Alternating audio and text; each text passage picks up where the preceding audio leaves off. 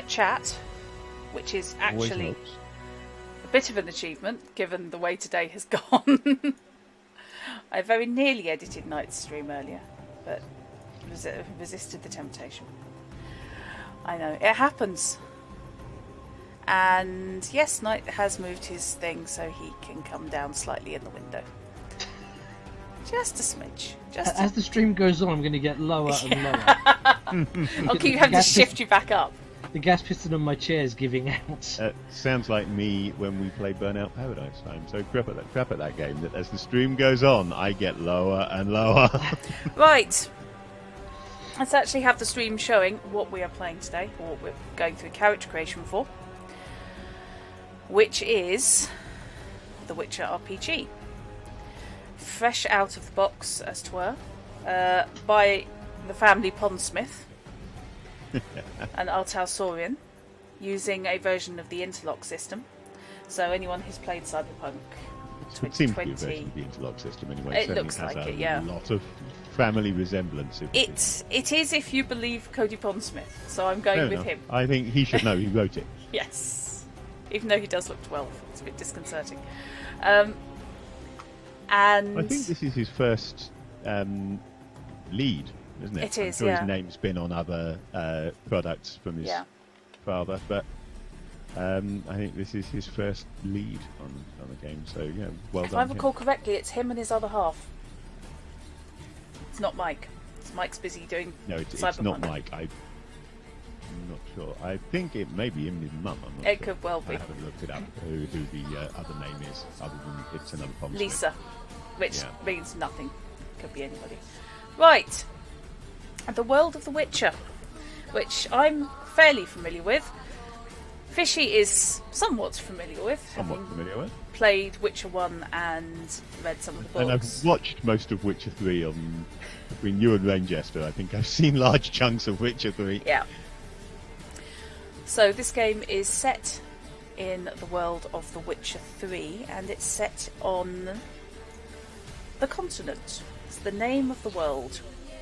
That's all it's referred to. It's only called the continent. It's called the continent. Essentially, everywhere that is livable is on the west coast of this continent, and some scattered islands. Not looking at anyone who suggested they wanted to play a scattered islander at all. But yes, the primary kingdoms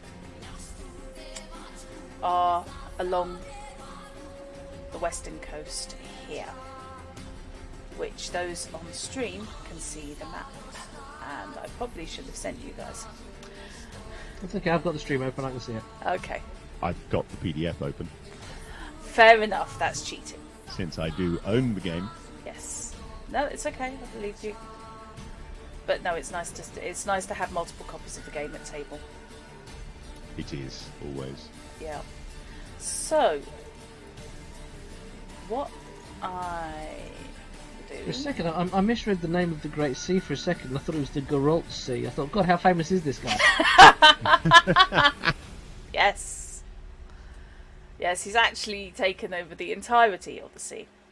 So, yeah, most of the game the games take place up around Redania, Kedwin, Temeria, Adern, up in the north. And you're dealing largely there with the northern kingdoms, as they are known as a whole, the borders of which shift and ebb and flow as they invade each other on various bases. In the way that borders do. And that kingdoms do. In the way that borders do. Now, this game is actually set, for those who've played it, between Witcher 2 and Witcher 3. So, the problematic situation is that the Empire of Nilfgaard, big bit at the bottom, at the end of Witcher 2, has launched an invasion into the northern kingdoms. We haven't yet quite hit the stage of Witcher 3, where we're in a wholesale occupation, but the war is raging. You've got an invasion going on. There's an invasion going on. Which makes a great backdrop for RPGs. Yep. Yes, the invasion is going on. I believe Temeria has pretty much fallen straight up, mainly because it's a bit crap. and assorted areas are variably up the creek and either allying themselves with the invaders or trying to power play while their neighbours are getting clobbered. So, just to give a generalised idea, you will need d10s and d6s for this game. I believe you need them for character creation. You may as well have them. You'd need them if you want to roll on the life path tables. You'll need D10s you have no for that if. at least. There's no if unless there's something you really spot that you really want. Yeah, the random rolls on the life path tables are optional, but recommended for at least your first couple of goes through. So d10s and d6s. How many of each? I believe 2 of each. If you have 2 of each, then of course you can figure it out from there anyway. Okay. The blurb. The Witcher role-playing game is set in a world of dark adult fantasy where happy endings are rare and actions have consequences, often swift and brutal. In the war-torn lands of the continent, murder, assault and theft are a daily threat and only the strong survive. Thieves run rampant and mercenaries are as numerous as the doctors who heal them or the priests who inter them. Only the bravest souls venture into the wilderness, where witchers armed with razor-sharp silver swords hunt monsters armed not only with tooth and claw but magic as well. In the cities, the poor scrabble to survive in filthy tenements and the rich perch high above on the unstable towers of their power, some advised by clever mages constantly looking out for the best opportunities. Humans reign supreme, save for a few small communities.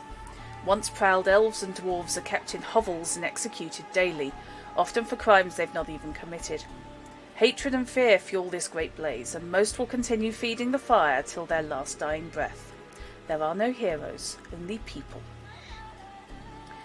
So that really sets its stall out from the get-go. This is not D&D. Yeah, it sounds very, very grim. It is a grimdark game. It is a grimdark game. Based on a grimdark series of games, and which is in turn based on a grimdark series of books. Grimdark doesn't mean... But it's proper grimdark. Yes. It's real grimdark. It's not what the mistake so many people make of dark fantasy being that... Well, there's 2 wrong dark fantasies, are there not? But the first one, which you will find in Waterstones, is that the section labelled dark fantasy is entirely people bonking vampires. No. Occasionally they bonk devils. Or werewolves. Yes. Or even angels, which somehow comes under dark fantasy. The other mistake, where people are actually writing dark fantasy, but they make the mistake of going too dark because they've seen too many Batman movies. And they think that the bad guys always win, that the good guys aren't really that good anyway, and that everything's truly horrible. Yeah. You need points of light. This is something that the Witcher series, both books and games, have done very nicely, is that while everything is horrible around you, you may not be able to save the world, but you can save individuals. Yeah. You can make a difference to people. As the book has it, whether you're a hard-bitten mercenary living from job to job, never asking questions, or an idealistic bard travelling the land to spread some cheer and revelry in these dark days, you must fight if you want to survive in a world determined to break you. Happy endings are rare, but the darkness makes the joyful moments all the sweeter, and companionship is one of the greatest treasures you can attain. For better or worse, this is your world. There have to be points of light, otherwise everyone's just going to throw themselves off something. So, let's buzz down to page 20, where the character creation starts. Throughout this, we've got sidebars, some of which I may well be reading out for flavour text. One is from a dwarven merchant, and the other is from an academic called Brandon of Oxenfurt. Oxenfurt being where the primary intellectual academies of the world live, and not under any circumstances based on Oxford at all. Of course not. Much. Right, so, page 20. I've noticed having finally got your stream up on my laptop, I've noticed one tiny flaw with your layout. Mm-hmm. Yeah. But I presume it's the PDF, or if not, just the graphic for the map, is kind of over the top of the HIntPlays tabletop. Yeah, I just logo, wanted... with the result that we are HIntPlays table. Yes, okay, let me just shift that across and down. But I just, not a big deal. Cool. I just thought I'd mention it. It's bigger than I expected, let's put it that way. So let's shrink it slightly. Happier? I don't know, it hasn't changed yet. That's your business. Okay. You two are experienced gamers. Okay? I'm going with this. We are. You are. So I don't necessarily need to say, to cover the section, what is a character? Yeah. You have to bear in mind that the Witcher Tabletop RPG is written from the point of view that two types of people will play it. Role players who want to play in The Witcher, and Witcher fans who've never played a role-playing game before. No criticism is implied or intended. Yeah, so there's a big chunk of this book which is geared at new players who've never played before but are being lured into what is the best hobby in the world by their knowledge of either the Witcher books or the Witcher video games. Yeah. Probably the latter. And this is cool. This is as it should be. The other thing that is as it should be is that, as far as I can tell, they've not dumbed it down. It's very easy if you're writing a game that's going to be bringing in non-gamers to play. It's very easy to come up with some dumbed-down mechanics that are really easy to learn, but that don't really work that well, to be honest. Yeah. But are designed to be easy for people who aren't really gamers and may have a short attention span. They don't seem to have done that with this. There's a lot of material to learn, to help new players and new games masters, but at the same time, it's a proper RPG. Yeah, it is. Proper set of rules. Right, so the stages we're going to run through are in fact, picking your race. We'll run you through the life path, which is going to be quite a big chunk. You'll then choose your profession, which is a slightly different order to how these things work, because then you get to pick your stats. Yeah, you decide what you are, and then you sort out stats that are suitable for what your profession is, which is the other way around to the way a lot of games work, except in reality. So Dungeons and Dragons, for example, you technically roll your abilities first, but in reality, everybody decides what they're going to run first. The truth of the matter is that you never just roll a set of stats and see what they come up with, unless you're deliberately going with, what does the dice choose? Yeah. The only time I'm rolling games stats for my fighter now. Yeah. The only games I've and you encountered where I do get that. Stats that fit for that character. Yeah. The only games I've encountered where I encourage the see what the dice tell you is Call of Cthulhu. Yeah, I mean, I've been known to do it in D&D when I don't have a specific idea in mind. You can have a lot of fun just rolling up a set of stats and then creating the character that those stats suggest.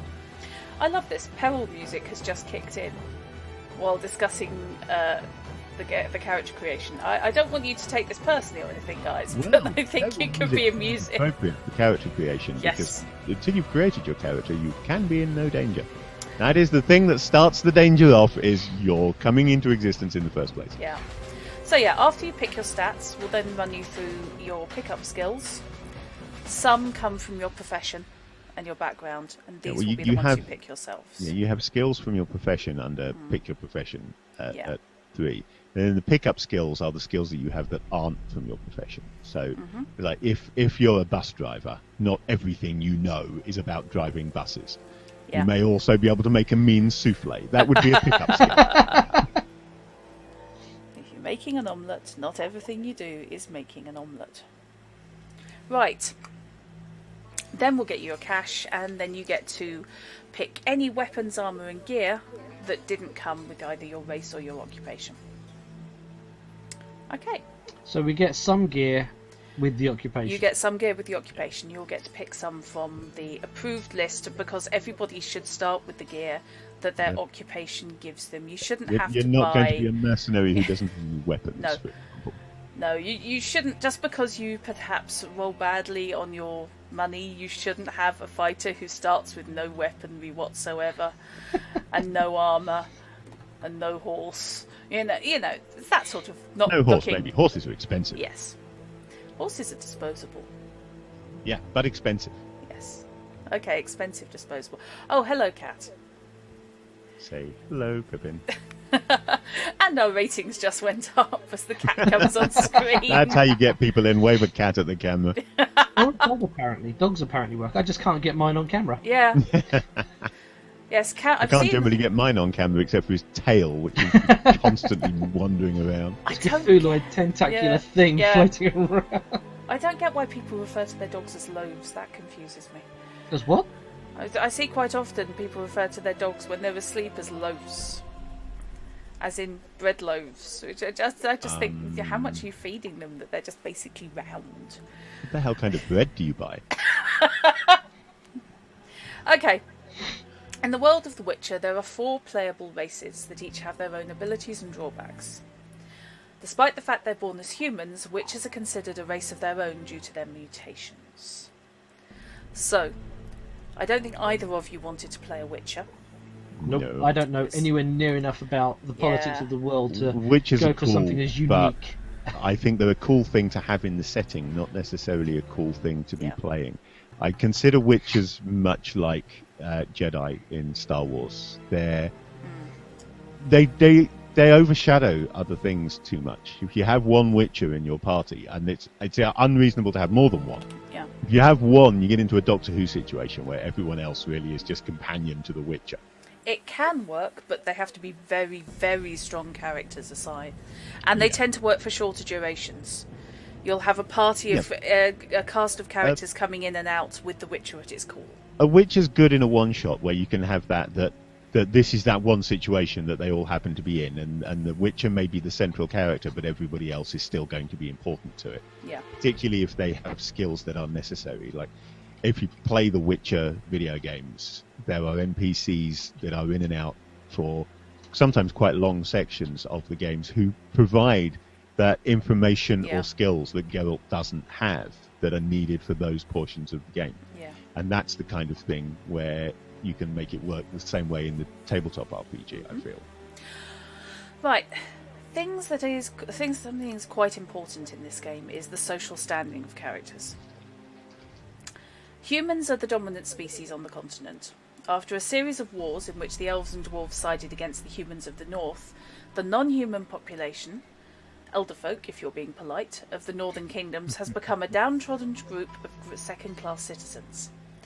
Race means quite a bit in day-to-day life. Each race has its own social standing, which indicates how people deal with your character and explains how their reactions reflect in statistics. Given that most games are going to take place in the north or Nilfgaard, mainly the north, I reckon, playing a Witcher is a bad plan. Why is that?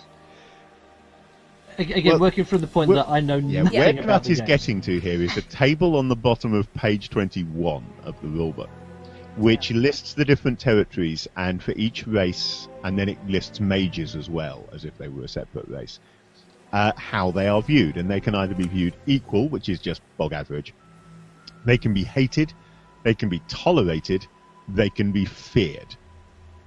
In the north, or Nilfgaard, witches are hated and feared. And yet still employed. Yeah, everywhere else, witches are tolerated. Nowhere do they hit equal. Witches are unwelcome guests absolutely everywhere. It's just how unwelcome they are. Yeah. Nobody likes them. For the most part. So, although none of us are playing that Witcher, on the off chance that we encounter one, could someone explain to me why they are so disliked? Witchers are inhuman, which in the north, of course, that knocks you straight down a level because of their problems with the elder races. Yeah. They are obviously inhuman. They have mutations that change their eyes. Geralt, I believe, is wandering around with bright yellow slits for pupils. He's basically albino with yellow slitted eyes. Now, that's not the same for everyone. He, I think, is the only albino we've seen, for example. but they all have visible mutations. They are also, and this is a reason why the menfolk are not fond of them, they're all also immune to disease, extremely extended lifespans, and sterile. And that fit. would increase strength and stamina. And increased strength and stamina. So they also, thanks to the mutations engendered by the toxins in the Trial of the Grasses, which is nowhere near as much fun as it sounds, create a mild allergic reaction. So basically, they tingle. Effectively, they're all ribbed for her pleasure. This makes them very, very appealing to ladies who can use them for a little bit of no-strings afternoon fun.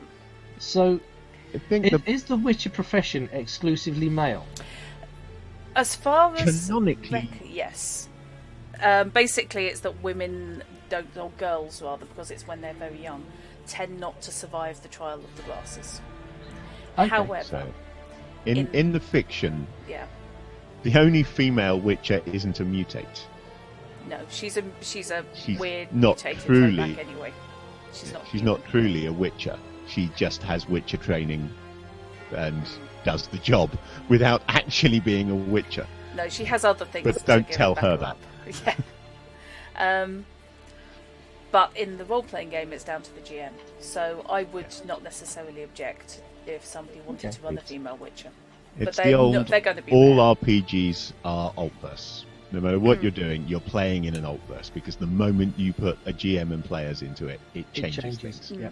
How much you want to change it's entirely up to you. If you want to have, if you want to have a version of this where Geralt is a woman and all witches are female, then you go ahead and do that. There's nothing to stop you at all.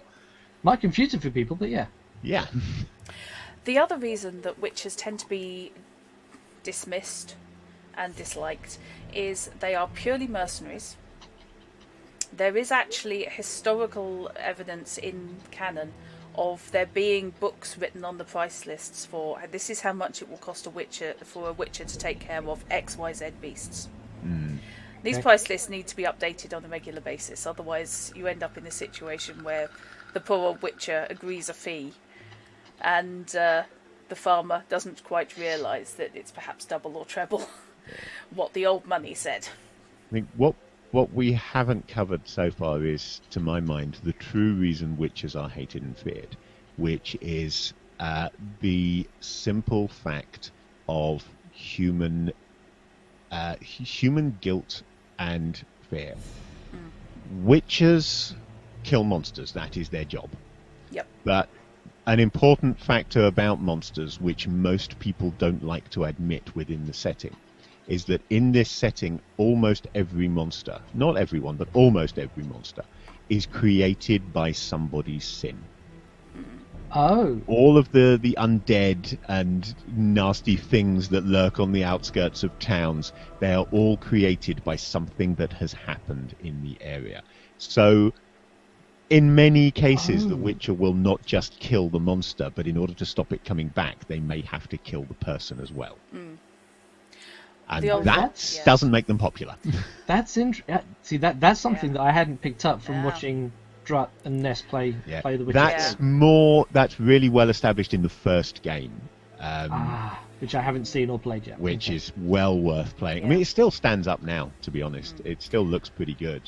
Nothing like as good as Witcher 3 does, but it's still worth playing. The other thing is, it could be corruption caused by somebody. It could be a curse. Cursed monsters, which may be redeemable. It may be difficult, it may be very, very dangerous, and killing them may be far easier. But if there's a real person underneath the slime, or underneath the tentacles, or the undead, then that becomes a whole different situation.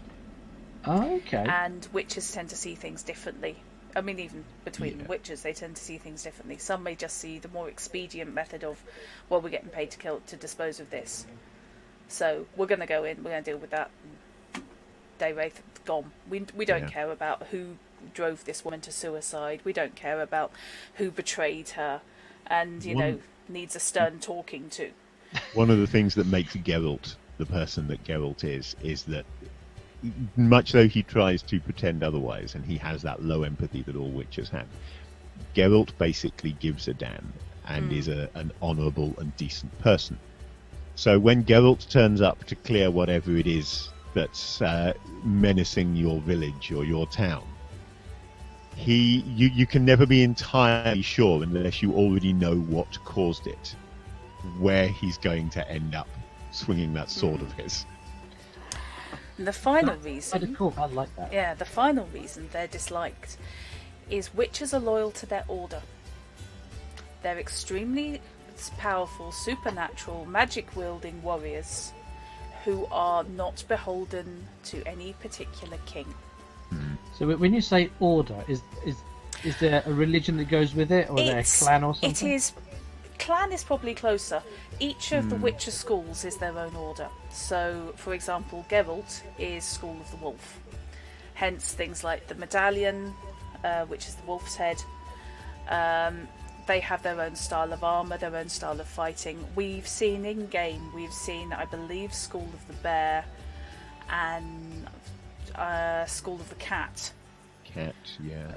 We've also seen references to an armour and artefacts from,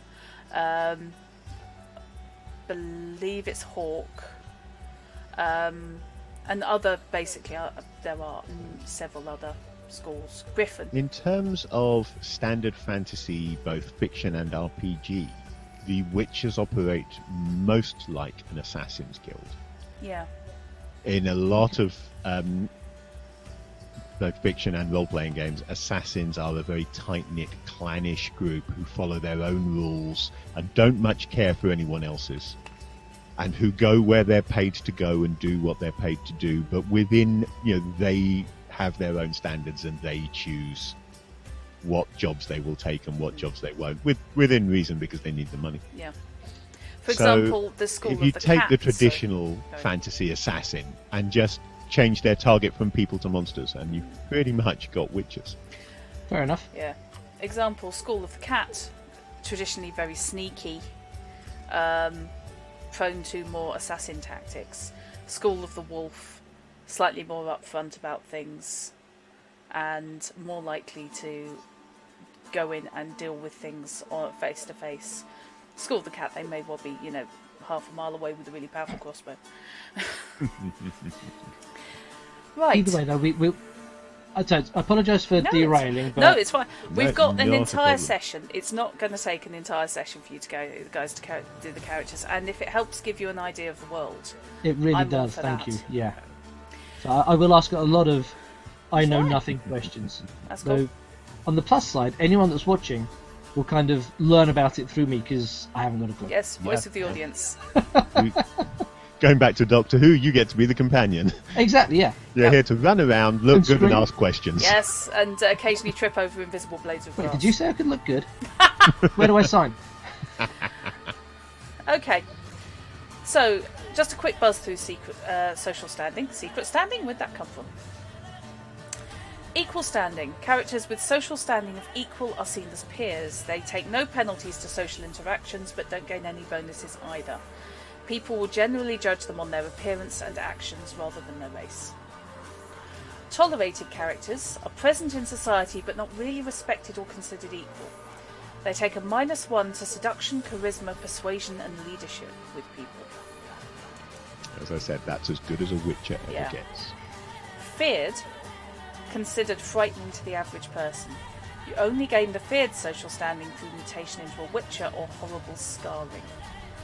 You can gain the standing in specific places based on your actions, but that's down to the GM. Feared gains you a +1 to intimidation, but -1 to charisma in that specific area. I mean, if you turn up and massacre a town, the people in that area are going to treat you with extreme caution. Mm-hmm. Butcher Blaviken. I have a question about this section. Witches and mages are both hated and feared. Yep. Humans in Dol Blathanna are just hated. Yep. Now, you said you get the feared through mutation and scarring. Mm-hmm. Does that mean mages, like witches, are also mutants? Mages are obviously mages. They don't go out of their way, and I'm not convinced they can go out of their way to hide what they are. I mean, I think there isn't necessarily with some mages. There is indeed scarring because they get up to all kinds of interesting practices.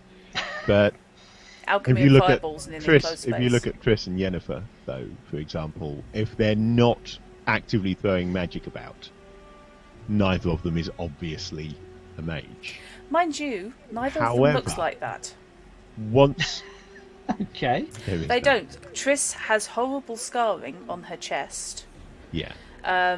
which in the books can't be hidden with magic, but Triss got basically burned to a crisp at one point. So the redhead got burned almost down to the skeleton at one point in battle, and was the sole survivor of the sorceresses involved in that fight. And Yennefer is a hunchback. Both of whom used magic. Yeah. Put in mind Sorceresses, of yeah. a Barbara Hamley, Dragon's Bane, in which the lead character is if I remember rightly, she is a mage, the lead character, but a very low level one, whereas the villain of the piece is a high level witch type, who is absolutely beautiful and has if I remember rightly, the king totally bedazzled and so forth, and is turning her attentions onto the Dragon's Bane of the book's title, who is the lead character's other half, who is completely uninterested, and remarks to his other half with regards to the fact that this woman is staggeringly beautiful. I think if I were Might Shapecrafty, I'd look beautiful too. Yeah, that's exactly it. One of the first things sorceresses do is they learn to look beautiful, and then their magic maintains that illusion. They're also naturally very long-lived. So again, sorry for the That's all right. constant questions. So the magic users that you mentioned, Triss and Yennefer, and sorceresses generally. Yep. You haven't mentioned sorcerer. Is there a male equivalent, or is it literally if you're they female, do. you're going to be a sorceress? If you're male, you're going to be a witcher. No, if you're male, you're going to be a wizard. If you're a male Yeah. spell chucker, you're a wizard. If you're Okay. a female spell chucker, you're a sorceress. Or a witch. Hedge witches do exist. There's that weird area of the wise man / wise woman hedge practitioner. Yeah. But basically, once you decide to specialise and make magic your life, you're basically either going to be a wizard or you're going to be a sorceress. There may be alternative names in different places and based on what exactly you're doing with it, but at the end of the day, you're a magic user. Yeah. Fair enough. But yeah, where I was going with the idea that they don't necessarily look, it's not like with the Witchers, where you can look at a Witcher and you can see that they're a Witcher because of the mutations, even if they're not wearing Witcher armor and the medallion and so forth. You can generally see that someone is mutated and is a Witcher. Yeah, the white hair and You the tiger don't eyes. necessarily get that with mages. So if a mage is in hiding, then they would just be treated like any other human. But the moment that people become aware that you're a mage, then you'd get the hated Yeah, and feared. exactly. thing coming. Gotcha. If you're hated, you're actively despised by most people. You're not necessarily an outcast, but often the targets of racial aggression and hate crimes. Imposes a massive -2 penalty to seduction, charisma, persuasion, and leadership. All of these Bear in penalties... mind, if you're a Witcher or a mage, that's going to stack with the -1 from being feared. Yeah. So really don't try and sweet talk people if you are a Witcher in the north. No. Or So, Nilfgaard. yeah.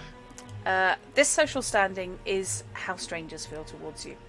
If you're an elf who happens to have a human friend, they're not going to hate you. People who've got to know you don't necessarily react the same way, but this is how you can judge roughly that the average person on the street meeting you for the first time, that's how they're likely to react. So you can play a human, an elf, a dwarf, or a witcher. Mage is a human. Well, I'm going with human. Okay. I decided on human pretty much from the start. So, I haven't decided, other than obviously not Witcher. Not a witcher. That's Okay. the only decision I've made at this point is Okay. not Witcher. Okay. So quick rundown on Yeah. the way the options actually are in this setting then? Yeah. Dra? Yes, please. Elves, the Enshay. Elves, or the Enshay, since ours aren't the only elves out there, are a sad tale indeed. They came to the world not long before humans in great white ships from somewhere. Wouldn't call them the kindest of the races, but they got along well enough with the rest of us. They're not too unlike humans, tall, thin, prone to looking down on others.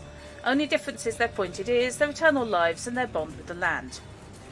The elves are at one with nature or something, lived off the land for generations, foraging for food and building great palaces. Don't even have sharp teeth after all those years eating berries and plants. Don't get them crossed though, and elves hail on the battlefield too. They may not wear much armour, but they're as hard as frogs in winter to find in the wilderness, and probably the best archers you'll ever see. I said there'd be sidebars. That's from Rodolph Casimir, Dwarven Merchant. Elves have a natural eye for beauty, and a talent for artistic endeavours. They gain an inherent +1 to their fine arts skills. They're also marksmen. Years of tradition and practice make elves some of the best archers in the world. They gain an inherent +2 to their archery skill and can draw and string a bow without taking an action to do so. That sounds impressive, knowing what it's like to draw and string a bow. Natural attunement. Elves have a deep magical bond with nature itself. Elves don't disturb animals, meaning that any beast they encounter is considered friendly and will not attack unless provoked. Elves also automatically find any plant substance rated as commonly available or lower that they're seeking, as long as the substance would occur naturally in the surrounding terrain. So that gives you an idea. You're looking very much tree huggers, but unfortunately these are tree huggers who are hated by everyone. People. Dwarves. My friend, rivers dry up, mountains crumble, but dwarves are a constant. We may be short compared to the elves and the humans, but we're sturdier than they'll ever be. The definition of barrel-chested. We dwarves have been around for ages, living in the mountains and plying our trade, forging. We're friendly enough when we get to know us, and easy enough to get along with as long as you don't piss in our faces. The humans may not love us dwarves, but they need us for our skill and our steel. Besides, unlike the damn elves, we don't hold an inborn grudge against the humans. We keep to our business and them to theirs. Share a drink here and there. Sadly, madness is spreading quick through the north, and dwarves are targets now more than ever. Luckily, the humans have a hard time picking out our women. Never find a prettier lass than a dwarven girl. They say the fuller the beard, the fuller the... well, you get my point. Perks. Tough. Spending much of their time in the mountains and mines, dwarves have naturally tough skin.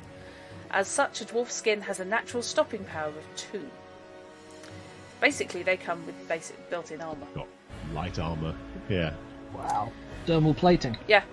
Strong. Due to their compact frame and propensity for toughness and physically demanding professions, dwarves gain a +1 to their physique skill and raise their encumbrance level by 25. They're your pack pony. Crafter's eye. With their eye for fine detail and appraisal, it's hard to bluff a dwarf. Dwarves have an inherent +1 to their business skill. These dwarves do not just live under mountains forging stuff. They're your bankers. They're your fences. That sort of thing. It's hard to fool them. Humans. If I were a worse person, I'd vent my spleen and tell you all the terrible things humans have done to my people and the other elder races. But I'm better than that. Worked with a lot of humans during the Northern Wars. Most of the Temerian army's humans. Humans can be fine folk. They're varied in nature and usually pretty resilient. They tend to get swept up in causes and fears pretty easily though. They're the dominant species on the continent right now, and they know it. It's easy to speak ill of them. They just about destroyed the elder races, wiped out the Vran, killed all but a few hundred of the werebubs, built their cities on top of elderfolk cities, and depending on where you live, they're still killing elderfolk by the score every day. But they're not all that bad. Most mages are humans, and they may destabilise countries and plunge the world into chaos, but they've also made the world better with magic and science. Humans are a clever bunch, and in a pinch, a human you know well will probably have your back. Speaking from a position of slight prejudice there. Just a wee bit. In a world where non-humans can't be trusted, humans look more trustworthy. Humans have an inherent +1 to their charisma, seduction and persuasion checks against other humans. Ingenuity.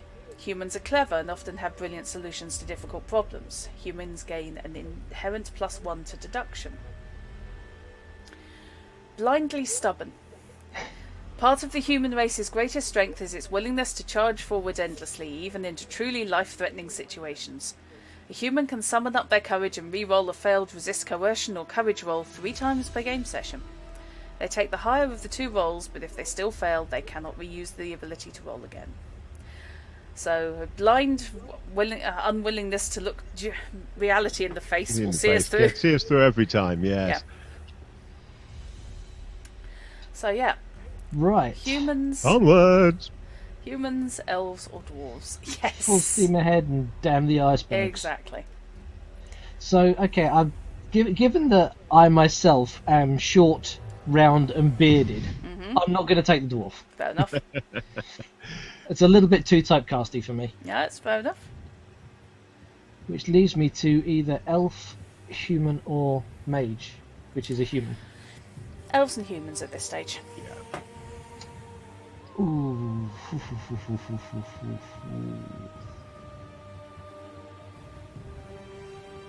I'll take a human, please. Okay.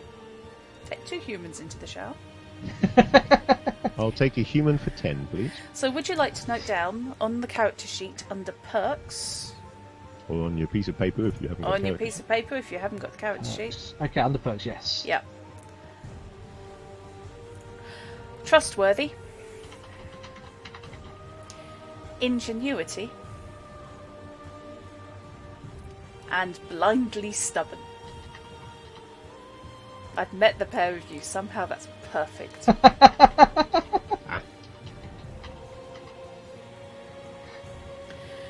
Right. In the world of The Witcher, your early life can be very important. Not only does it tell you what land you grew up in, but also what kind of environment you lived in, what the people around you were like, and what skills you've learned. This is also the point at which you decide which of the 3 sides in the Third Northern War you hail from. This may not reflect which side you're on now, but it will tell you where you grew up, what you grew up knowing about the conflict, and what people will expect of you. So, Fishy, There is a random roll There if is. people wish to use it, but unless you're going to force us to random roll, as we have already established, I'm going to go with Skellige. So, I'm taking Northern the Kingdoms. Northern Kingdom's Yep. origin, and then rolling a 7. Yes. If I remember rightly. Yep, so you will gain +1 to courage, so make a note of that. So, knowing nothing, I'm going to go with the random option. Okay, so first off, odds or evens? I'm assuming that courage must be CRA, because I can't let's- think what else it would be. Roll evens. You are Nilfgaardian. Oh no, it's a skill. Okay. Okay, so roll a d10. CRA must be charisma. 10. You are a vassal.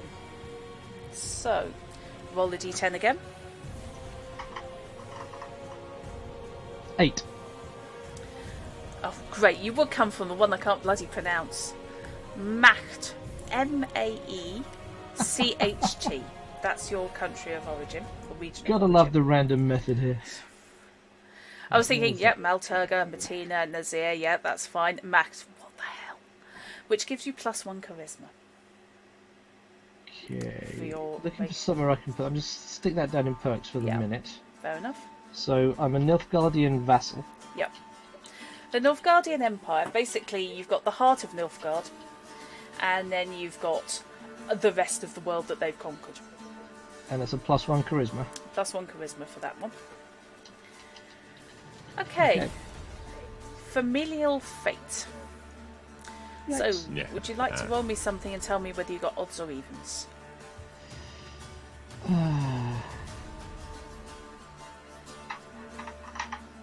Evens. How boring, my family is alive and together. Both of you, your family is alive and together. Go to parents. Do it again.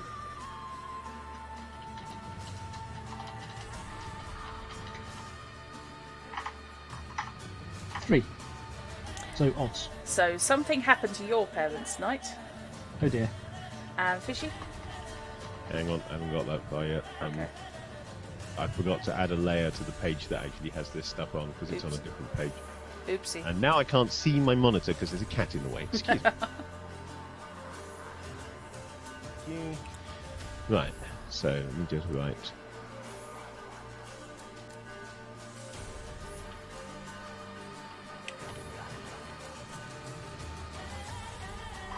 Family alive and together. And then roll something. So going to parents and rolling a 6. My parents are still alive. So you get now on 2 different tables. So Knight, let's go with parental fate. Yeah, this sounds so terminal. Most of them are. I'm looking at it, and yeah, most of them are. Right, am I rolling d10s You're or d6s? rolling a at this d10. point? D10 at this point. Okay, I'll take the red one, which gives me a 10. Oh boy. Right, okay. I don't like the sound of this. Can I re-roll? No. Roll the d10 again, and we'll establish which this happened to. I'll stay with the red, because that's what I've been using so far. Okay. 9. Both your parents, right, okay. Shit. Top of the table. One or more of your parents were sent to the north as double agents. You likely don't even know where they are now, but they're serving the Emperor. Okay. Come from a line of spies. Espionage is a thing. Right, and You've got so much more interesting a background than me. I'm a peasant. I've just rolled my status, and I'm a peasant. My family is all alive because they're fine. Nothing bad happens to you when you're just ploughing a field. Farming accidents are a thing. It can happen. Yes. Yeah, but we've been lucky we haven't had any. Right, roll the d10 Knight. Let's have a look down the Nilfgaardian status and see Right. what happens. Staying with the red die, having a 3. Oh. Well, What do you mean, ah? your family were sent to the north Okay. as spies, but it Okay. clearly didn't go terribly well for them. Your family was killed by a rogue mage who either had a vendetta against your family or just wanted blood. Either way, you are alone. Well, they didn't last long. No, they went north to spy and somebody And got took it killed. poorly. Right.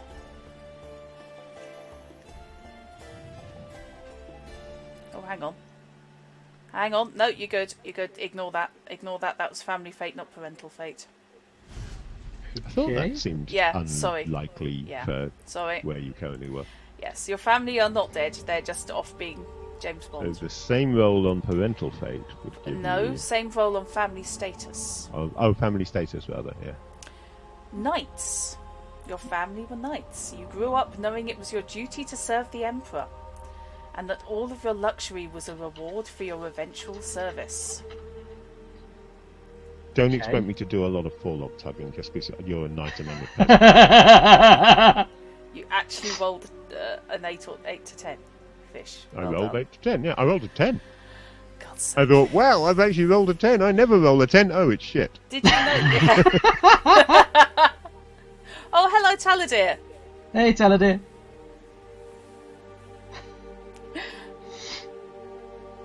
Right. Hello, Sorry. indeed. Yes. Okay. So, did you note down, Fish, that you have a lucky token? I did. Okay. You, Knight, in starting gear, or in gear, you have personal heraldry. You Oh, have a coat shit. of arms. Mm. +1 reputation. Oh, God. So I'm not entirely... This is going to be an interesting group to get together. Gold. Yeah, Just rolled my most influential friend. hang on. Right. Most people can point to someone they knew in their life who helped shape them. So, Fish, what did you get? A witch. Your greatest influence was a village witch who taught you the importance of knowledge. Your gear that you gain is I've got a black magic doll. Yes. I have so many of them in The Witcher 3. I've just got this little collection of little voodoo type dolls. They're great. Right. So roll a d10, Knight. Staying with the red again. 4. A mage. Suddenly it gets a little bit closer to, a little bit easier. Your greatest influence was a mage who taught you the importance of order and caution. Okay. And the sentimental item that they gave you was an emblem. Okay. I love those tables and the way they're broken out by race and origin. That's great. Okay, let's have a look at the sibling status. I'll take a d10 off each of you. So what's this emblem that I've been given? What is it? It's entirely up to you. It's not valuable. It is purely sentimental value. It's a representative item, essentially. I mean, if this guy supposedly taught you the importance of order and caution, it's presumably an emblem that reminds you of that importance in some way. Okay, cool. So yeah, entirely down to you. It might be the emblem of the school he studied at, or I don't know, an image of his familiar or something along those lines. It could be almost anything, but it's entirely your choice. But yeah, order and caution. Excuse me. Cool, okay. People on the continent tend to die young, from disease, famine or violence. This means families tend to be very large to make up for the high death rates. Exactly how large changes from region to region. So, Northern please, Fishy. So, I rolled a 4, which is 4. 4 siblings. Okay. Knight. This is on a D... D10. We can have up to 10 siblings. No. No, 9 and 10 make you an only child, but you can have up to 10. 8 siblings. 6 to 10 Right. for him, he's Nilfgaardian. Oh, he's an Nilfgaardian, yeah, smaller. I was reading the red one. Is that a 10? That's a 10. You are an only child. If you don't have any siblings and die, you can come back as a friend. Work with your GM to stat out your friend, and remember that you may have to change said friend a bit to fit them into the adventure at hand. So, you know that mage friend that I've got? Probably not the same one that... No, they didn't off your family, because that was a misroll. But yeah. Yeah, that's a possibility. You could die and come back as an older mage. You think of someone who taught you when they were sort of teaching assistant age rather than, you know, apprentice mage rather than full-on qualified. Well, let's stick that note up there with the family bit. But yeah. So Things are starting to get a bit more Skelliger now. I've rolled my first sibling and I've got a thoughtful older sister who wants me dead. Thoughtful. I'm not even going to go Thoughtful is her personality. Yeah. So she's thinking about Plotting. how she wants me dead Yes. rather than just So attacking. thoughtful translates as plotting. Yes. I think I may have figured out why I left home. You think? So, what else are you getting? Because it's 4 times on each table.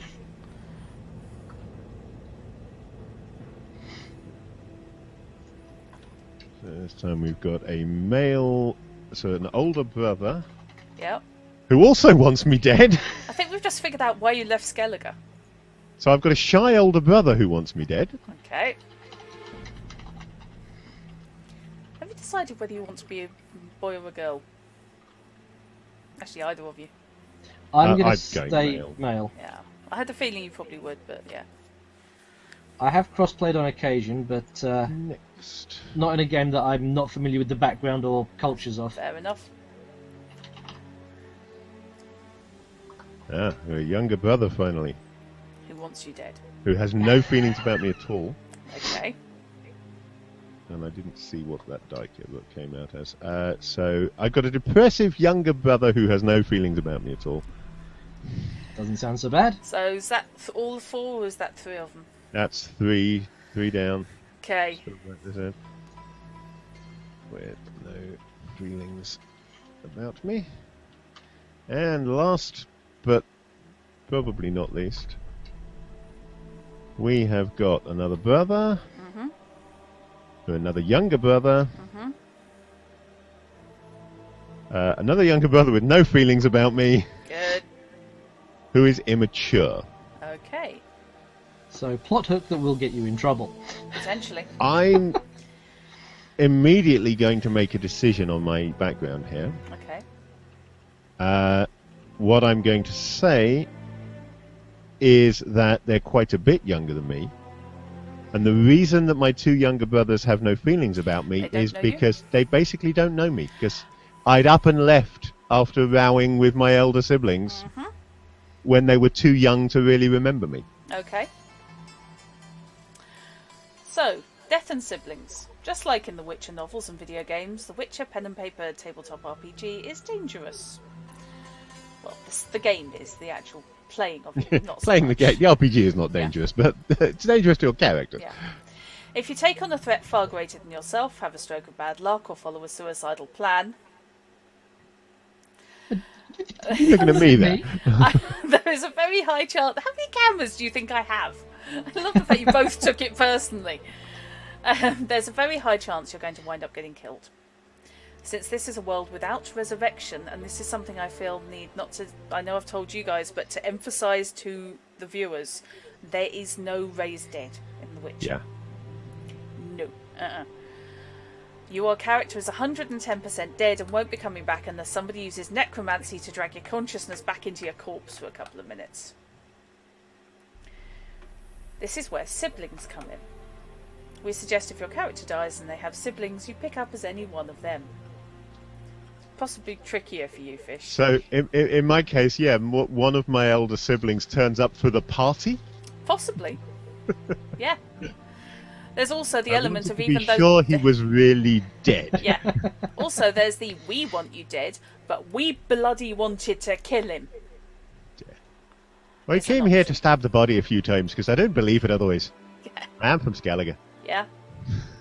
If your sibling's jealous of you, can't stand you, or wants you dead, it's very possible this may wind up being used as an enemy against you over the course of the game. The sibling isn't considered an enemy straight away, but with the right suggestions from outside forces, they may come to be a dedicated enemy. A dedicated enemy, Yeah. wow. Kind of glad I don't have any siblings Yeah. now.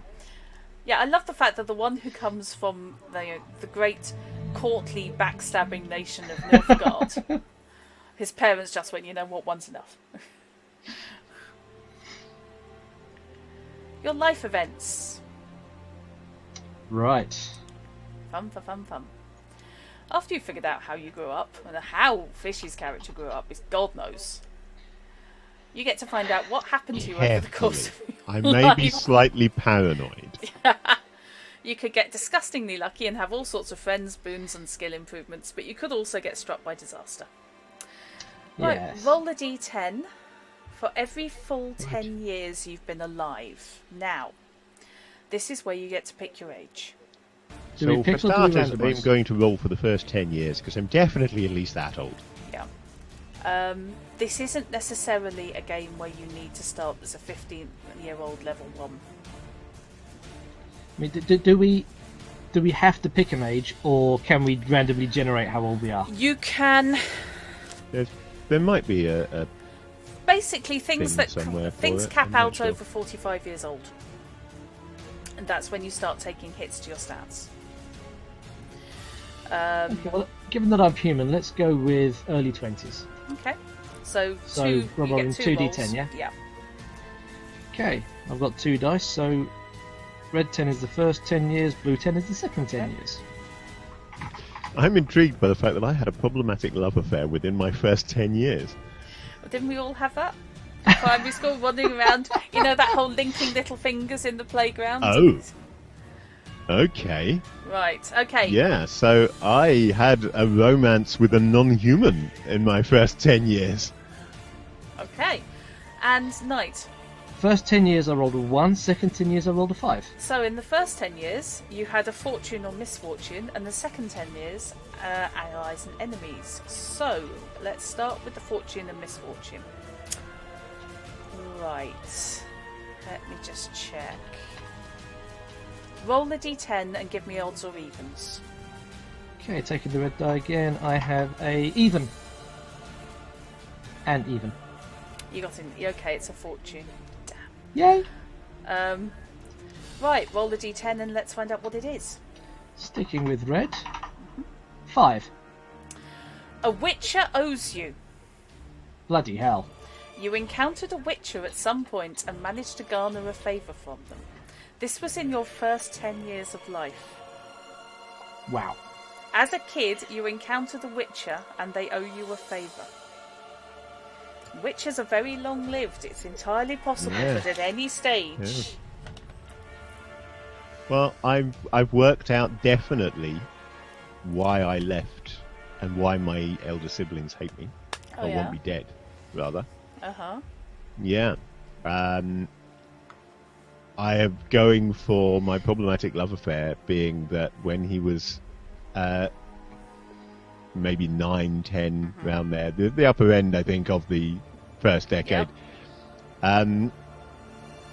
he fell for an elf girl, and although this is Skellige, not the rest of the north, his elder siblings were perhaps more influenced by other areas of the north and hate elves. Okay. The question is whether sometime in his second decade he ran away with said elf girl and where she is now, if so. So, the second one that you rolled, Knight, was allies and enemies. So, It was. roll a d10. On an even, you make an ally. On an odd, you make an enemy. It's an even. It is a number 2. Okay. I will take, in that case, 3 d10 rolls to start 3 with. d10. Yep. Okay. In order. In order. Okay, so we have a 9, That's a male. a 5, A male craftsman and a 7. who you hired them for something. Okay. Okay, so let's roll for how close they are. Roll the d10. 3. Acquaintances. You know them. And a d10 for where they are. 9. Elderlands. Oh. Okay. They're in the non-human area. Ooh. Suddenly, a potentially non-human craftsman who you hired. Well, that says dwarf to me. It does sound that way, doesn't it? It's not guaranteed, but it's likely. So yeah, if you're in your 20s, you'll only get the 2 rolls. If you want to make your character more grown up, then you can have another one. Otherwise, if you're happy for that, we'll move on. Fish, what did you decide? I was going to assume character to be sort of 23, 24, so I'm happy at that. I'm wondering whether you will let me bend the rules a little. Depends. Justify it. I want to be about 18, but I'd quite like that second event, even though I don't hit the full decade. Okay, it could be nasty. Roll it. I'm accepting the fact that it's probably going to be bad. Anything could happen in the next time. Okay, Yeah. it's an ally or enemy. Okay. Roll the d10. Give me odds or evens. Okay, it's even. I've got an ally. You've got an ally. So, right, rolling 3 through. rolls. The ally is female, is a soldier, Okay. and I saved her from something. Okay. How close are you? Hang on a moment while I just note that Okay, down. sorry. Is there a specific space for allies on the character sheet? I don't think there is there? No. No, it'll just go into the life events. You got Lyra from Skyrim.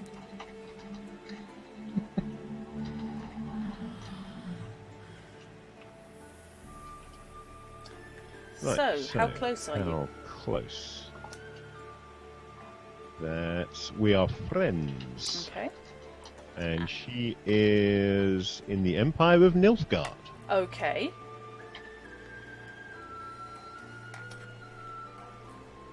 Yeah, I love these audios. Taladir. I am so glad that you got to see OSTs with the games. I also forget how much I like the interlock system because it does give you the links out, the dangling threads to tie into the rest of the world. The reason that I have a set of life path tables for generic use and or obsession is because I adore the ones in Artel Saurian's games. All of them. I hope, I don't know whether they will have done, but I really hope that they've implemented some version of the Cyberpunk life path tables into the CP77 game. Looking forward to character that. creation. I would love to see that. These background. That would be elements being interesting, yeah. generated. Having seen these, it would not shock me at all. Okay, so moving on. Neither of you had a romance. Well, actually, yes, you did have a romance, didn't you? I had a romance. Yes, you did, yeah. But You rolled your. Did you actually roll your romance? Or you just decided on it? No, you said that was rolled, didn't you? I rolled it. I rolled a problematic love affair with an sorry. elf girl. Yes, my apologies. Of course you did. Sorry. School ground romance. Yes. Whores and debauchery. Sorry, that's an entrance. It's a thing. What worries me is that manacles and prostitute prices are on two adjacent pages. I want to know if It's there's when they're something on the going on. same page you have to really worry. Okay, your personal style. Your character has their own style that sets them apart. Geralt, whether he's rocking a full beard or friendly mutton chops, never in one of my bloody games, mate. Always has his white hair, 2 swords on his back, and well-worn light armour.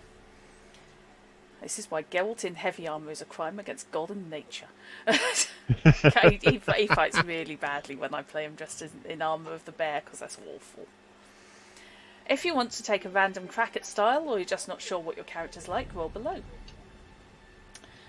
So, Okay, well, since I don't know much about my character yet, because I'm still trying to piece it together, Yeah. I'm going to stick with the random. See where the dice lead can I me. have 4 d10 rolls then, and tell me each In in turn? sequence? Yeah. Okay. We will start with a 10. This die likes rolling 10s. Flamboyant clothing, Oh, God. Okay.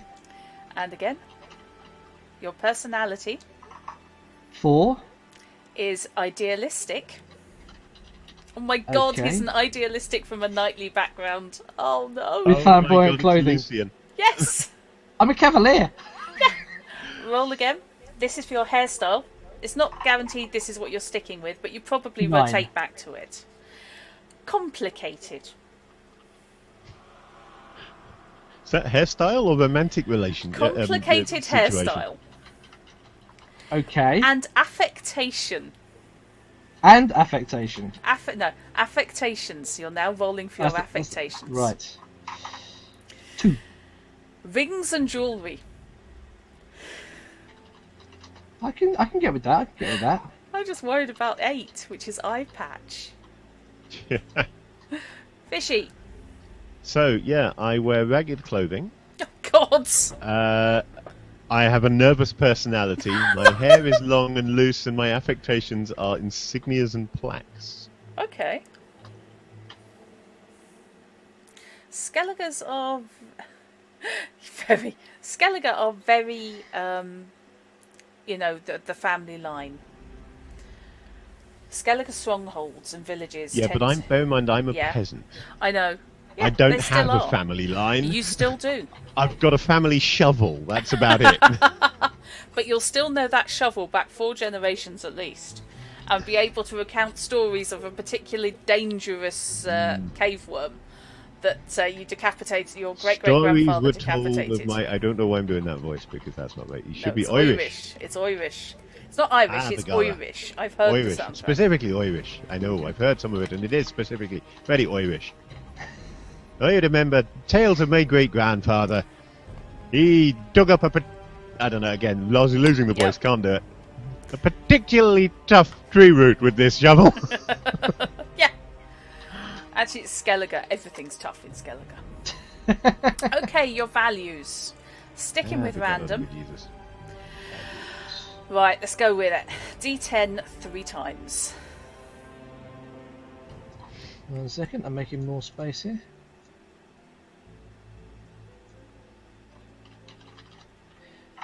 Okay, let's have a 9, please. A personal hero is your most valued person. God. You value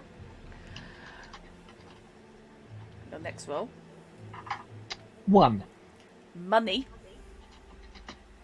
That kind of ties in with where I'm thinking this might go. Okay. And your feelings about people. 9. People are hedonistic swine. Me included, judging by the clothing and style. Fishy, what did you get, or what are you getting? Okay. Wow, okay. You come So up with a fair idea. my valued person is a pet.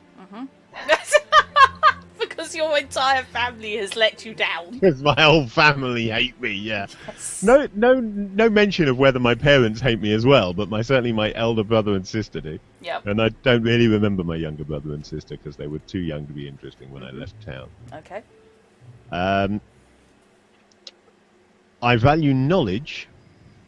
Okay. Which And I ties feel in- that people have to prove themselves. Which, yeah, you have trust issues, mate. I have trust issues, definitely. Mind you, that's twice now knowledge has come up as something that you've been taught to value. Because you were taught by a witch. Because of the witch. Yeah. So, you can either come up with names for yourself, or you can feel free to roll. Skellige names tend to be Scandinavian. Name from the book that I have just finished reading. Okay. What about... Because there was a knight in that whose name I think works quite nicely for a Skellige. His name was Heamus, spelt like Seamus but with an H at the beginning instead. Okay. And I think that works quite well for Skellige, although generally Skellige names tend to be more Scandinavian rather than the Irish side of it. But since they are also Irish, They're basically... I think I can go with Heamus. Skellige is Irish, Scot, Scandinavian, effectively. That's kind of the area they're orbiting, you know? The very cold, hard, and with a tendency to do Vikinging. What about the Nilfgaard? Nilfgaardian. Oh boy. What are their names like? Yeah, Irish. This is to cover ourselves when god-awful accents happen. It's not Irish accents, it's Irish. It's not an Irish accent at all. I can't do an Irish accent, and nor can most of the people in the Witcher 3 video game. No. Nothing... I'm fairly sure James Cosmo was in at some point doing... so he's just gone that Scottish. So, Got it. I can't be asked. And, I should have played dwarf actually, because I could have got away with most of my relatives for a dwarf. I found somewhat interesting today actually. I was doing the recycling at work, and I happened to notice the address on the side of a box. We sell party ice, and I noticed it comes from South Kirby, which it's like basically just down the road from where my mum grew up. Because my mum's from South Kirby. I'm still freaked out at when I was on Holy Island and I bought you a sheep from Holy Island, and it turned out to have been made in Pison's Road round the corner from me. Yeah. Even closer to where I now work. Yeah, it's 10 minutes. And I thought, it's Holy Island, for God's sake. Okay.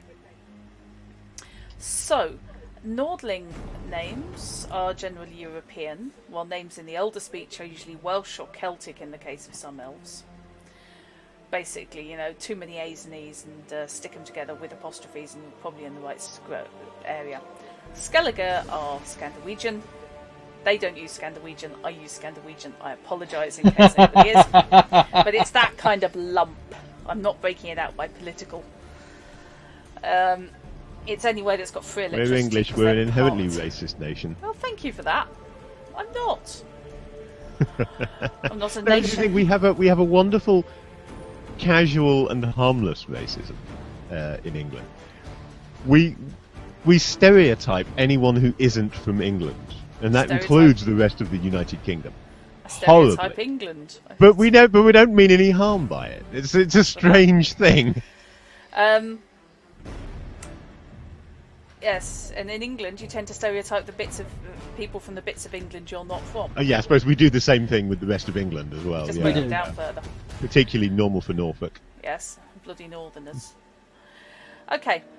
Bloody northerners. You soft southerners. I can't really say that. I am a soft southerner. I'm just descended from northern humans, and this does include Nilfgaard. Okay. Normally have of insert here from their name as their last name. This means human names are usually things like Olsen of Kerak or Agnes of Addersberg. In Nilfgaard, where a dialect of the Elder speech is the primary language, names are joined with either var, which indicates membership in a family, or eep, which is used like son of. So it's determining where you've come from rather than being distinctly an inherited surname. This gives you names like Emir var Emrys and Liam Epmir Moss. So what does var mean again? Membership of a family. The example given here is Emir var Emrys. That would be the Emperor of Nilfgaard, for example. In some regions you'll see variants on this, as in some places in the north, and Nilfgaard, where de or van is used instead of, giving us names like Jacques de Aldersberg and Carthia van Canton. These are generally associated with nobility, however. Comparatively, non-humans usually have surnames like Bibervelt, Chivet and the like. For the most elder races, you're reasonably safe to take Welsh surnames, though for dwarves we recommend that you use surnames from more exotic regions such as Hungary. But there are tables here for random names should you wish to chuck yourself a couple of rolls. Yeah, let's have a look at a couple of rolls. See what we come up with randomly. Okay. I'm assuming D10s again, so we have a 2. 1, 2, 3. It's actually yeah. No, they're not tables. My apologies. 1, 2, 3, 4, 5, 6, 7. Oh great, can't even roll a D6. But I can delete the thing. So second one down, Dagread. Dagread sounds good. Dagread. And then you can pick a place or a family line or something and take it from there. Have a look at the map. See if anywhere leaps out at you. Right, let's have a look at the map. You know you're from Mecht. I can't see the map from south. here. Hangeth on Earth. Oh, bloody Nora. That would be my dog. No, that's fine. I'll just peel myself off the ceiling. Okay. That's the Hound of the Baskervilles. It's only little by the sounds of it. She is only little, yes. She is only little. Mecht is basically in the south of the thing. It's immediately to the right of where it says Ebbing, if that's any help. So, you're near the River Velda, the River Imbar. Oh, that's a huge one. That's what she said. North of Etolia, north of Gameria, and not Gamelia, which is somewhere else altogether. Yeah. South of Geso.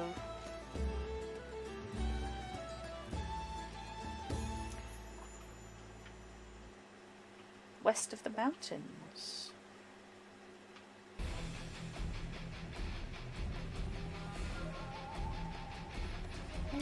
Suddenly thought, when the hell did we suddenly get into the electric guitars? But okay, yeah, fair enough. Witcher 3. Translation: big ass fight. Not familiar with any of those place names, so... Okay. Now, given that I would appear to be a knight, would it be reasonable to go with family rather than place? Yeah, you could If do. so, do your tables have suggested family names or components thereof? Let's have a look.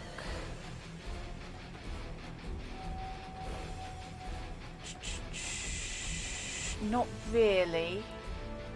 However, I can have a look out and see if there's any that leap out when we're off stream. Actually. Unless something leaps out at you. Something has just. So I've been sort of googling places and Yeah, stuff. that's cool. And there's a Witcher wiki, funnily enough. There is. Which There's a wiki for everything. let's see, we've got Macht here now as a place, so maybe that'll break it down into some notable cities. Yeah.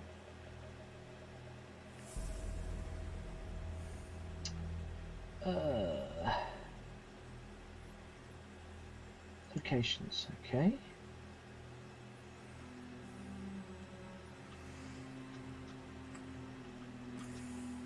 A fort that is a border watchtower sounds a good place to have a benighted family to come from.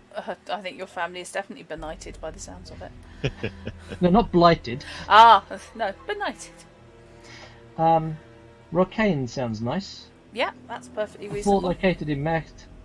Border watchtower guarding the trade route between Macht, Ebbing, Geso, and Mettina. Okay. So that would now make the name into something akin to Yep. Dagread of Rocane, is that right? Dagread Van Rocane would work. Van Rocane, there we go. Yep.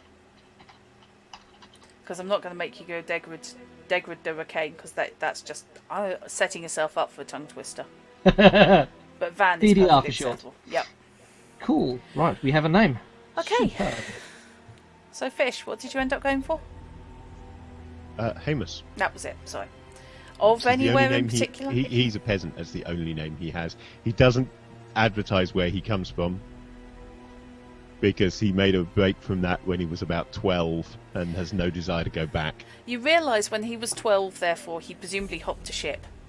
The Skellige Isles are called the Skellige Isles Yeah. for a reason. That makes perfect sense to me, that he became a cabin boy and didn't like it, so hopped ship again at the other end. Whether it was on a trader or whether it was on a raiding vessel is entirely up to you. Probably a trader.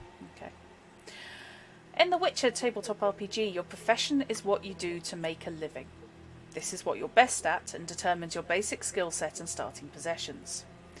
Your profession only establishes what you do for a living, except in the case of magic, it doesn't limit how good you can be at other things.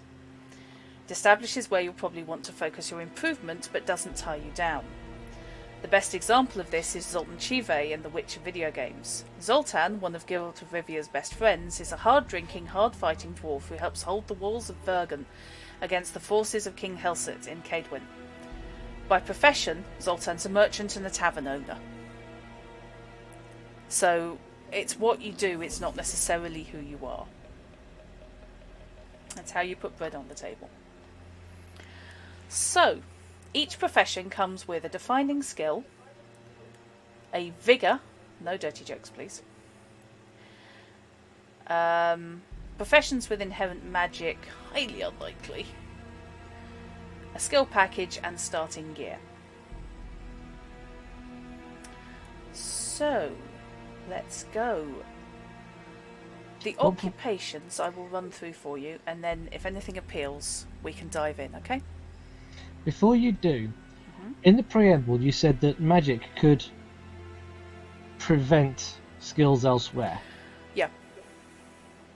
It's that much of a dedication, is it? It is very much. If you do magic for a living, then yeah, you're in a tower somewhere. You probably haven't had much experience with the rest of your life, or you've been studying, your entire life in Oxenfurt.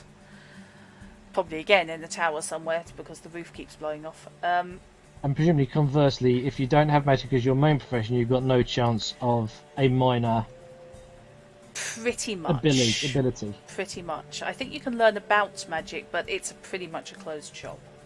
Okay. But we will check in case of bleed. That's just the impression I've got. I've only read this through a couple of times, so I do need to check. And I love the Certainly, there. it's the impression you get from the setting. Whether that's the way it works in the game, we haven't yet to see. I have to Would make say, I sense. love that they're using all the Gwent cards in the universe. Yeah. Well, why not? The yellow. As all yeah. this artwork has been made, Yeah. we may as well use it. Okay. And it saves just having pictures of the main characters every 3 seconds. Right. Bard. And of course we have a picture of Dandelion. Who else? Well, who else, indeed. I'm a poet, milady. I've come to praise your unearthly beauty, if you'll do me the honour of revealing your full self. Love Dandelion. He's great fun. You never know what you're going to get with a bard. Some of my best memories have to do with bards, and some of the worst binds I've been in are thanks to bards. You might get a bard like the famous Dandelion, the famed adventurer, poet and constant companion of the legendary Witcher Geralt of Rivia, a man who travelled the world collecting knowledge and songs, stopping in towns to tell his tales and sing songs of his numerous adventures. Those bards are fine, though let's just say you're never going to be able to tell what's real and what's a story. No, the bards you have to watch out for are the spies and the manipulators. Bards are good at getting into people's heads as well as making up stories. The name's Bard. Yeah. James Bard. They'll talk... Sorry, God, joke flashback. stolen from a 2nd edition AD&D manual. Yeah. They'll talk circles around you, pull your strings and make you think you're best friends. Then when you least expect it, you'll find a blade getting acquainted with your heart. Not really surprising, a lot of bards get chosen by kingdoms to become spies. Of course, then again, a good bard can also be a useful resource for just about anyone. Say you're going to need to know about a legend, or maybe you're going to take a bounty on the dangerous gang leader. A bard's going to be your best bet to find out who you're hunting, where they'll probably be, and how you should talk to them. Like I said, you never know what you're going to get with a bard. Okay. Funnily enough, Fishy was mentioning bards the other day. Yesterday, in fact, after Will Adams, when I've been watching the Taiko drummers. Drummers essentially are a bard of sorts. Yeah. Yes, they are indeed. And they have big sticks that you could possibly hit people with. Yeah. Batchy would be perfect for bashing people around the head with.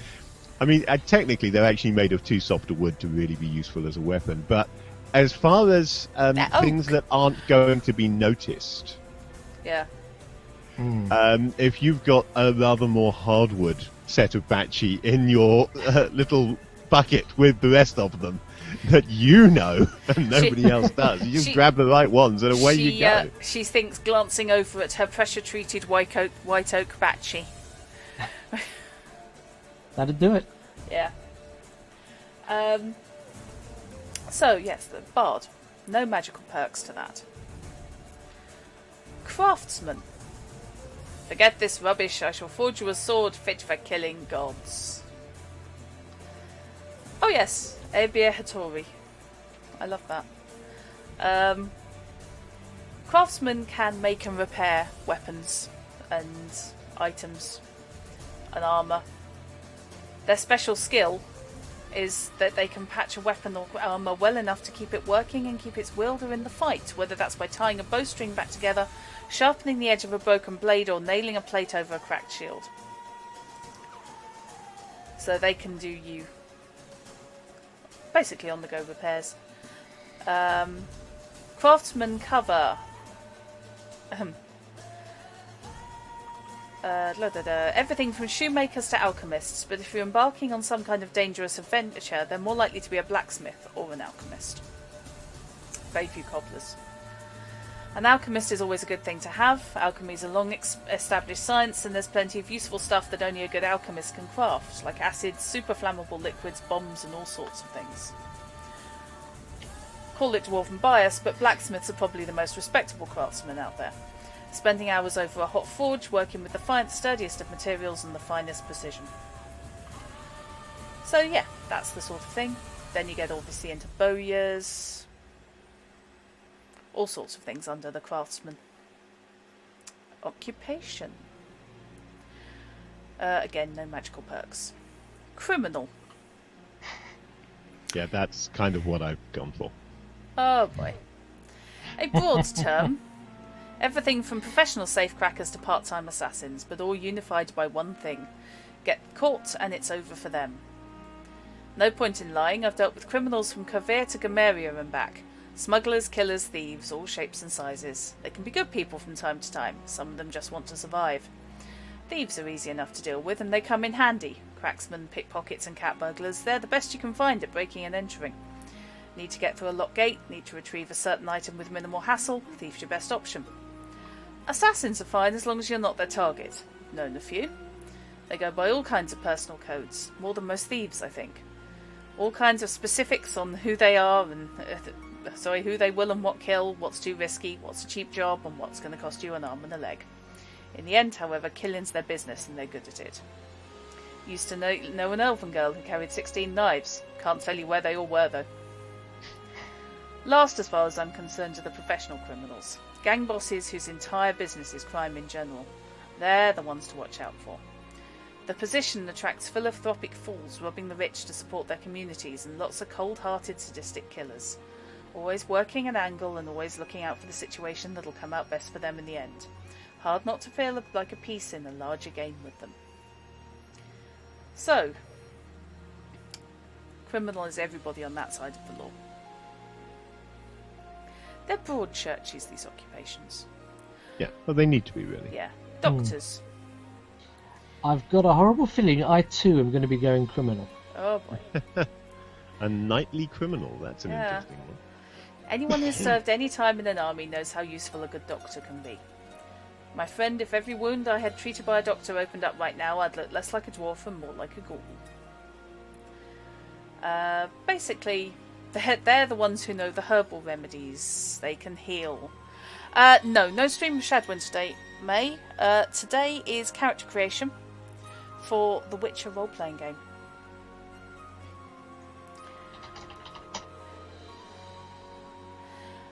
Anyone can apply an ointment and wrap a bandage around a cut, but a doctor has true medical training which allows them to perform complex surgeries. A doctor with healing hands is the only person who can heal a critical wound. So, there you go, for good or evil.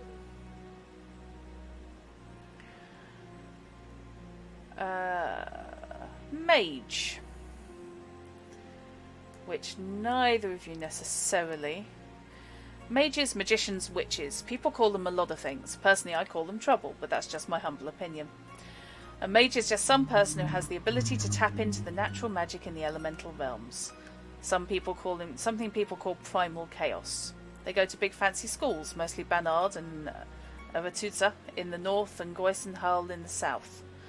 I had some dealings with a certain sorceress not many moons ago, and she enlightened me in between romps. Said mages were powerful conduits for magical energy. As long as they didn't use too much power, they could do just about anything with it. Mages with focusing items like staves or wands or amulets could even regulate all that power to channel even more. Said at the academies they train mages to be smart and forward-thinking, using magic to further science and improve life for people. Positive thinking, I guess. Can't deny mages did improve things around here. Without them, probably wouldn't have science as we know it. And for a long time there was a mage serving in just about every king's court. Advisors to royalty, some of the most powerful and influential people in the world. A lot of them still have all those tricks and traps for dealing with court life. It's half of what makes them so dangerous. But then this whole chaos with the Lodge of Sorceresses happened. Now, nobody trusts a mage, north or south. My sorceress friend lost everything due to those bloody whores. Now she can't even enter a city in the north without a disguise. Yeah. Very much at the moment, mages are on the downs. There's a city in the north called Novigrad, which is a free city in the Kingdom of Redania, where basically the Redanians have marched in wholesale and are just randomly burning anyone who is a mage, might be a mage, may once have been a mage, or possibly stood next to a mage in a queue at the stake. Nice. Yeah. Oddly enough, they get magical perks. Funny that. Man-at-Arms, which is basically a soldier. It's a professional soldier.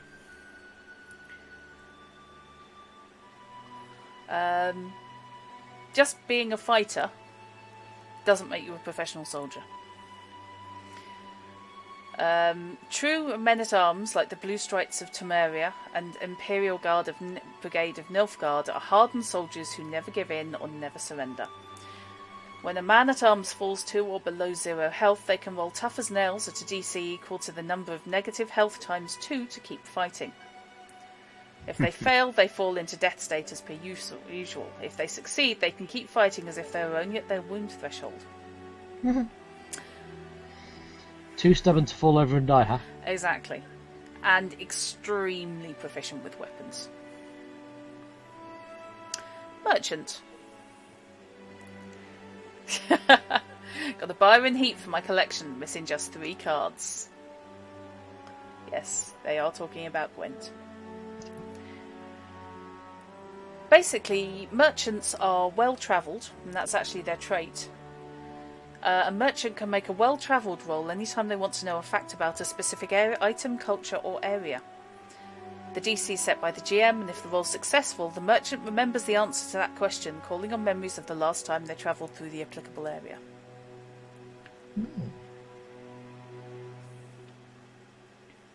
Priest.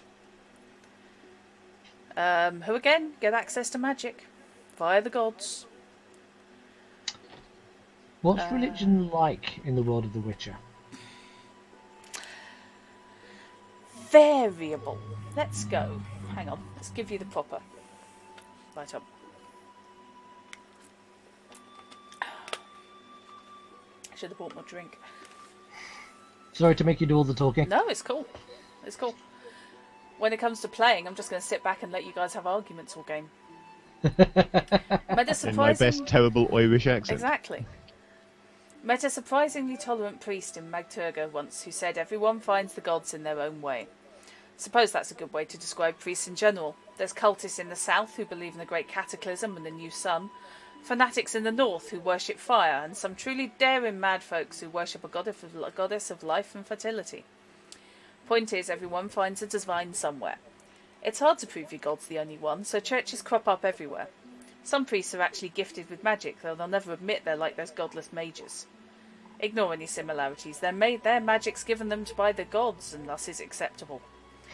You'll find these priests usually watching over towns and cities, looking out for the moral heart of the land and keeping the people pious and at one with their god or what have you. Then again, you have the Druids. Nice folk, as long as you're not a poacher or a downright bastard. They live as one with nature and spend their time preserving balance. Never had the pleasure of meeting a Druid in person, though I've heard stories. They're rarer these days. A lot of them are on the Skellige Isles, from what I hear. Yeah, Fish, your character would be familiar with Druids. Then you got your radicals and your true cultists. They're the ones to keep an eye out for. You never know what crazy son of a bitch driven by the word of his god is going to do. Or even worse, what a power-mad priest will drive his subjects to do in the name of their gods. I'd say we're seeing the results in Redania right now. Place has gone mad since the eternal fire took over. They would be the ones who are burning people. So, there are as many deities, as there are priests. Certainly as many priesthoods. I can dig out a list of the gods from later on, if you want to pick somebody specific. And they do indeed gain magical perks. But they do tend to be quite dedicated. There's not so many in the half-hearted, yeah, I kind of believe. Yeah, I'm not sure a priest is the way I'm going to be going. Okay. We'll skip Witcher. Though I Obvious do reasons. absolutely love that graphic. Magical perks, all the signs. That is a good graphic. Okay. Yeah, that's a quiet day at the races. Quiet day at the office. Yeah. And that's Armour of the Wolf. So, anything... You said criminal, Fish. Yes. Have you gone through and picked your stuff? I have. Okay, what have you got? Well, I'm a little bit ahead because I've just done my statistics and skills. I've got everything except final gear now, basically. Well, thanks for that. Unless, of course, you decide that you're not using the minimal level of points for statistics, in which case I'll have to buy more. So as a result, I haven't done my pickup skills yet, actually. Okay. That's messy. Yeah, give it a second then. I have got my gear, which is the only thing you get to pick. I've got a sleeve sheath with a stiletto in it. I've got 5 throwing knives. I've got some thieves' tools, and I have some loaded dice. Oh, I knew you were going to have loaded dice. I just bloody knew it. Oh dear. I say idea because I was looking at criminal on the grounds of a witcher owes me a favour from my youth, which was probably me getting in somewhere, getting in something he needed. Yeah. In such a way that he couldn't do it, but a small young child with a certain skill set probably could. At the moment, I could see you either as a criminal or a bard. You could still follow that same thing, of course, on the basis that you could get there because of your knightly background rather than because of the skill set. Yes, also true, and possibly even both. Yeah. For a knightly background whose parents are away spying. Yes. There is a certain skill set within the family. And also be someone who should be in that place so you wouldn't stand out and be very useful in that respect. At least one of your parents is a bard, I will tell you that for nothing. Yeah. Criminal and bard would both apply for the whole spying thing. Yeah. I'm working on the theory that whilst one or both may be bards, from a youth that's probably not had the parental guidance necessary to keep him on the straight and narrow, going places I shouldn't doing things I shouldn't do, that kind of heading in towards the skills but not the morals from them, did you? Yeah, pretty much. And given that the entirety of humanity are hedonistic slime, you realise they don't need what they've got, so I can take it from them and maybe do something else with it. This is a character pairing who are never ever going to get ambushed. Okay, so have you looked at what the practiced paranoia skill actually does? I was about to give it to him. I'm going to go criminal, and I'm going to take... Oh, the page is gone. I'm going to take the dice, because that's always handy for... Yeah, okay. Gambling. Loaded dice. Whenever a criminal comes within 10 meters of a trap, this includes experimental traps, man-at-arms, booby traps, and ambushes, they immediately can make a practiced paranoia roll at either the DC to spot the trap, the ambushing party's stealth roll, or a DC set by the GM. Even if they don't succeed in spotting the trap, they are still aware that something is wrong. Yeah. It's a party of villains. Impossible not to have us going, something isn't right here, and on a successful roll we're going, and what's not right is exactly that there. I can see Knight coming at this from the sort of the con artist to burglar end of things, and Fish, you being more the street criminal at the moment. Yeah. That's largely where I was thinking. Yeah. Because even though you pick the same occupation, it means nothing. Oh, yeah, okay. Different angles on it. He I was from thinking home sort of con with artist no skills and apart cat from burglar. ran away from home with no skills apart from how to pull a plough. Yeah. And survived on the street. Yeah. Is basically his Heamus's background. Yeah. So that's how he ended up. It's all these Skellige warriors that people have this image of guys from Skellige with their raiding and their axes and their big hard men. No, this is a bit of a scrawny guy who lived in a gutter for a few years. Right, Knight. The skills that you get are sleight of hand. This is the professional abilities, isn't it? These are your professional abilities, yeah. Yep. Picklocks. Streetwise. Forgery. Deceit. Ooh. Stealth. Intimidate. Small blades. Athletics. And awareness. And did you say that you hadn't seen the gear pick? I can see it on the page now. Yeah, it's pick 5 of. I'm taking the dice, the secret pocket, the thief's tools. And that leaves me a choice of 2, doesn't it? Yep. So I shall take the sleeve sheath and the stiletto. Matching sleeve blades. I'm worried about you two, I really am. And you get practiced paranoia as your class. That's the defining skill. Defining skill. Right, moving on. Statistics. Yay. Actually, sorry, can you... Yeah, sure. See that whilst the pocket is handy, sorry, the stiletto would be handy. I'm actually thinking maybe the satchel and something else. Yeah. Oh, okay.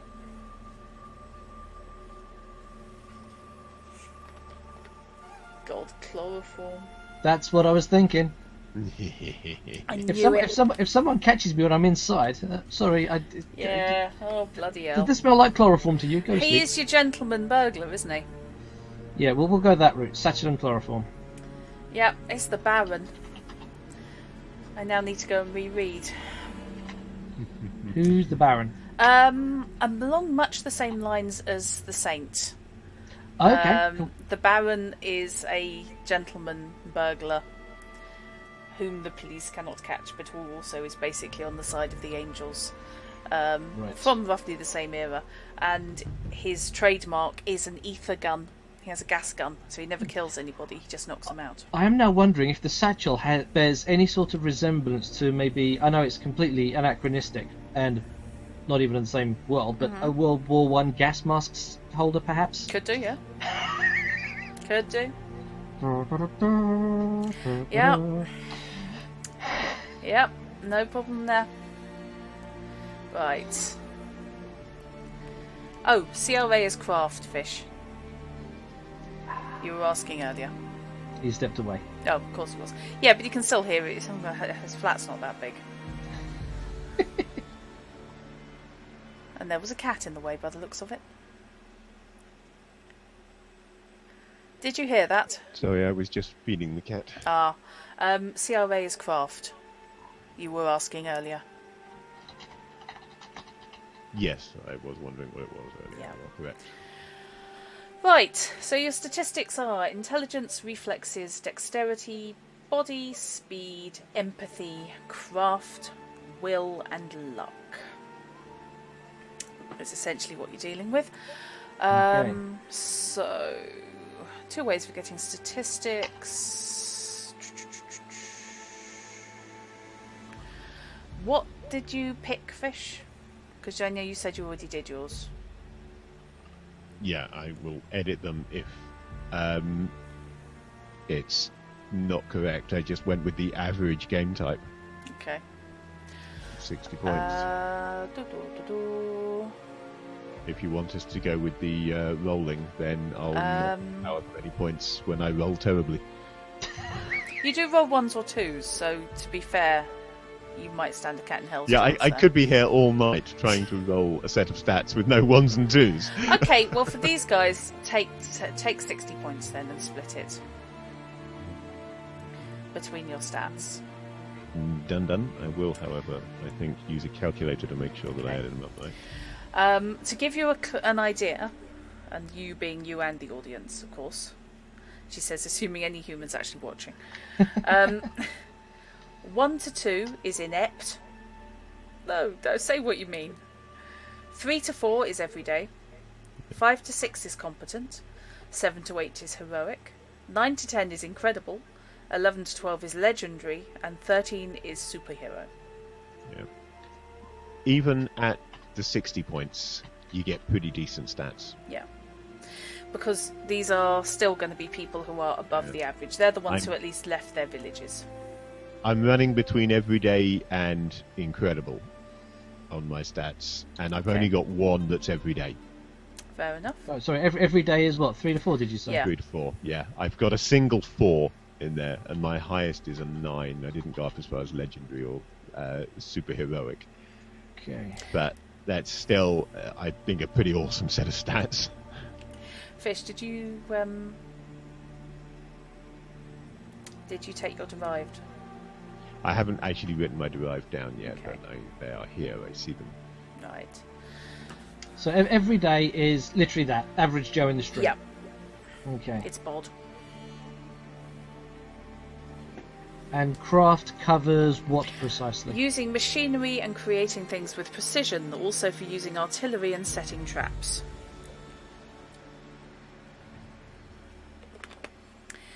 Will is intimidation, magical checks, and mental endurance. Willpower, literally. Which of these abilities would be used when scamming someone? Empathy. For affairs of the heart and emotions, seducing and persuading come under this category. Okie dokie.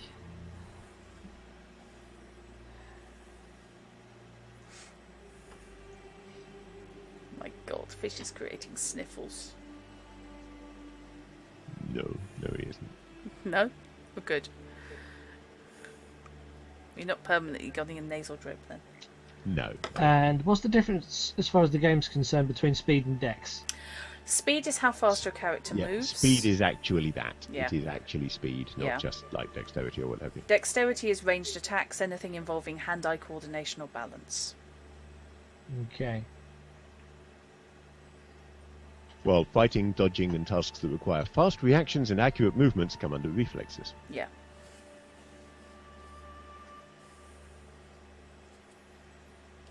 I mean, speed is literally just movement speed. Mm-hmm.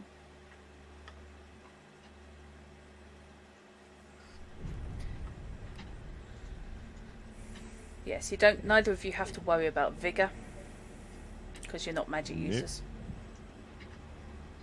Right. What does 9 rate as a stat? That's incredible, I think. If I remember rightly. Yes. 9 is indeed incredible.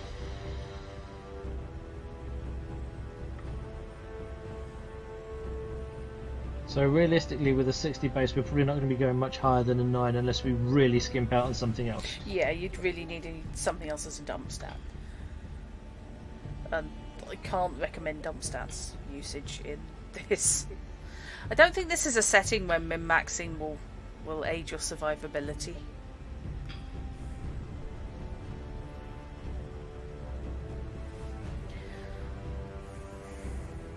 Okay, does this all add up to what I think it does? Okay. I have a dump stat. My dump stat is at 4. Yeah. My dump stat is the high end of every day. Yeah. Your dump stat is average. But you didn't put, 3 things to 2 in order to be wandering around going, oh. In order to get 3 things at 12. No. Yeah. I do have a thing at 2, but I think it befits the character to not be crafty in any way, shape, or form. Why would I make things? No. This is not a crafty class. group. That's my dump stat at 4. Oh boy. We ain't going to be making shit. I think I've just figured out So why you went neither to of us is going to be that good at picking locks. No. Sorry? Why? What? Sorry, is that not a dexterity thing then, picking locks? No, that's a craft thing. Oh. Yeah, Excuse me a manipulating second. things with precision. Sorry, when you said manual dexterity and doing things with your hands, I was thinking dex was going to be... So what's dex they're used for again including then? it under the creating things with precision and using machinery. Yeah. Dex is ranged attack, hand-eye coordination. Yeah, reflex for getting out of the way of things, dex for hitting things, and craft for manipulating things finely. Right. Essentially. So, although picklocks is one of my higher skills, that is partly to balance out my lower craft. I have this horrible feeling he probably invested in something like, bespoke thieves' tools from his craftsman who he went to. I've just adjusted with that so that I have the Okay. ability to pick locks. Okay. I'm now rejigging some numbers. Okay, no problem. Bear with me. That's okay. First time through, we're all going to be fiddling. And I was worried this would only take an hour. Ever so sorry to drag things out. No, it's fine. I would So rather we dex do this is properly. feats of manual dexterity Yeah. and ranged weapons, so throwing knives, bows, Yeah. crossbows, Yeah. all Fine, that Beverly. doing stuff at a distance. Yes. Right. Getting things from your hand to their Okay. eye. This is a guy that's never ever going to want to be in a fight, but never ever wants to be fighting at a distance. That's not a good mix. I would Bear imagine with his me. excellent shot from behind at about 6 inches on a 45-degree angle down. What's this? Which stat is the one that governs melee combat? Is that going to be Reflexes? Reflexes. Fighting, Okay. dodging, and tasks requiring fast reactions and accurate movements. Yeah. okay? I can see And he balance. was a fencer. Yeah. It's kind of where I'm ended up going, I think. Okay, 3 or 4 is every day, so that's average Joe. Yeah.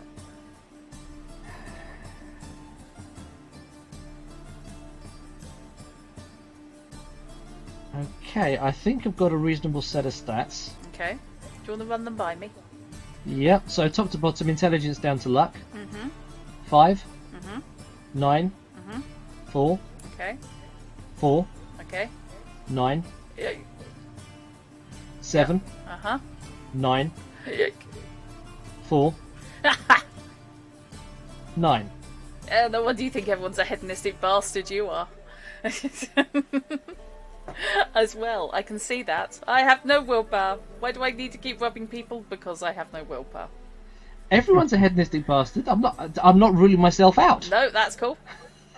Right, derived statistics. You can ignore vigour because you're not a magic user.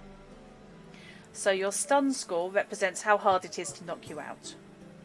I'm guessing mine's going to be ridiculously low at this point. Go on. Yes, we'll check that in a mo. This is why I'm focused on speed and agility. Get the hell out of the way and dodge. Right, average of body and will, please. Oh, that's easy. They're both the same. Okay, which is 4. right. That gives you 20 hit points, 20 stamina, 4 recovery, and 40 stun points. See, that sounds a lot. Yeah, it's not. You're in the first third of the table there. Yeah. Your speed is your run is your speed times 3, 27. and it's how much. Bloody hell! In one turn, you can move a number of meters equal to your run. How long is one turn? Yes. Okay. I don't know. Your leap is run times 5. Sorry, run divided by 5. I take it back, because otherwise that would be bloody stupid. That gives me 5.4. I'll be nice. Fish, did you say you'd sorted yours yet? I'm just doing my pickup skills now. Sorry, what's your leap? Have you rounded up or down? Because I'm deciding. I've rounded everything mathematically, because I couldn't find anything to say otherwise. No, I couldn't find anything to say mathematically. I just wanted to make sure I didn't put one of you under one set of rules and the other one under the other. So your leap is your run divided by 5, so that's 5. How many meters you can jump from a running start. From a running... Okay. Yeah. Well, actually, 5 meters is a fair distance. It's not bad, yeah. It is. Well, one of our Olympic long jumpers has just retired, and he made his last jump yesterday, I think it was. Yeah. And that was 7 meters something, and that's an Olympic medalist. Yeah, so he's looking at someone sort of a speed of around 10, 11. Right. You said 13 was superhuman? Yeah. So, bonus melee damage. The stronger they are, the harder they hit. What's your body? 4. Oh. Your melee bonus is -2. Right, where does melee bonus go? Yes. Don't know. Hang on. Let me just have a quick look. I'll stick it down here in notes for the minute. Yeah.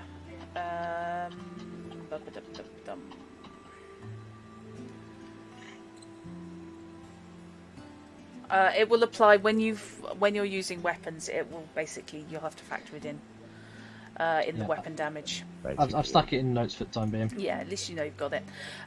This penalty is already factored in, or penalty or bonus is already factored into your punch and kick, which you will be given from another table in a moment. Exactly. So your punch and kick. I've just found it. When calculating your derived statistics, you always round down. Okay. So I need to adjust my derived statistics slightly. Okay, hand to hand. Your punch knight will do a d6 -2. Oh, okay. I need to change them all, because logically that means that everything on the physical table is actually a point lower, based on 1 point and lower. Your kick will do a d6 +2.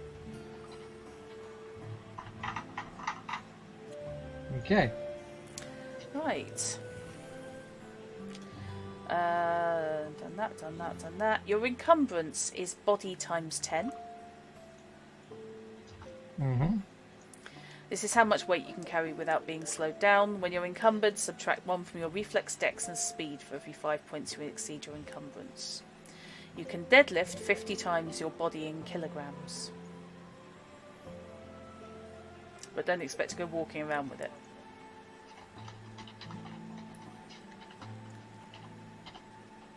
Okay.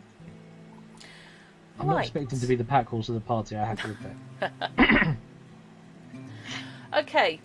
After you get your statistics, you must allocate points into your skills to determine which your character has trained in. So for starters, you have to have +1 in each of the skills from your profession package. Yes. Okay. And you then have, after putting those +1s in, you have another 33 to split between those skills. Your first 11 skills come from your profession skill package and defining skill. Okay, so everything has to have +1, and then there's 33 after that, yeah? Yeah. You've basically That's not how they phrase it in the rulebook, but that's an easier way of shut up, understanding no, it. No, you've got 44 points. You must have at least 1 point in each skill in your skill package. So yeah. That's how it works out. My way is easier to understand. It is to you. No, it just is.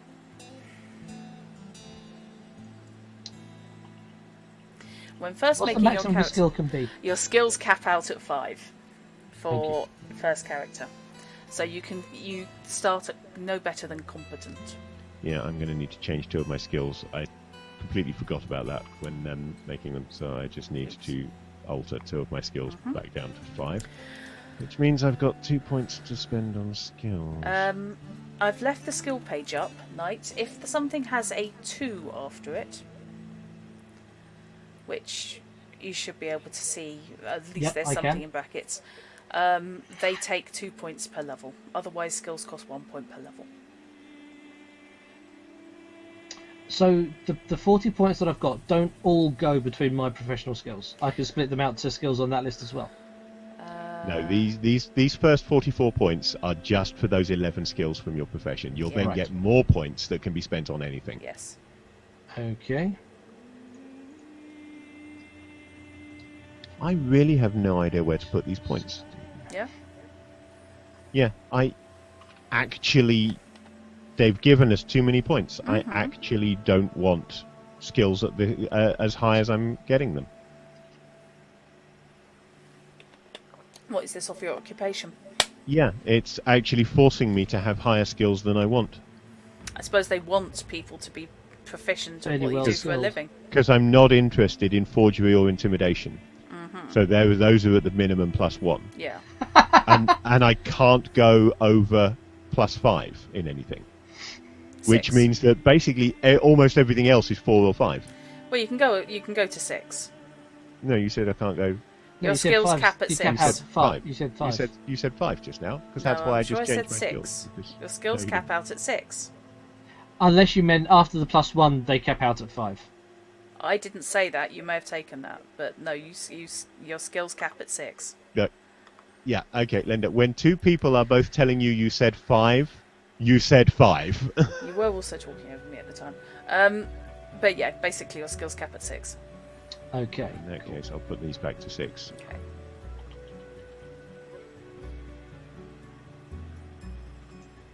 Now, what did I put those extra points into? One was there. And the other was there. Okay, good night, Taladir. That's all right then. So that's basically. I was hoping he didn't say that ages and ages and ages and ages ago. Right, Taladir. No, only a couple of minutes. Okay. Only 4 minutes. Yep. Right. So I've got an extra point to spend on a couple of skills. Definitely, I think that one. And most certainly that one. Does that add up? Does that add up? Rodolph on alchemy. Tried alchemy once, rough time of it though. Swear to all the gods I'm lucky I'm still alive. Alchemy's a tough nut to crack, mostly because of all the measuring and the weighting and the whatnot. Damn, I'm going to need to move some points around. Yeah? Why? Yeah. Because I don't speak the local lingo.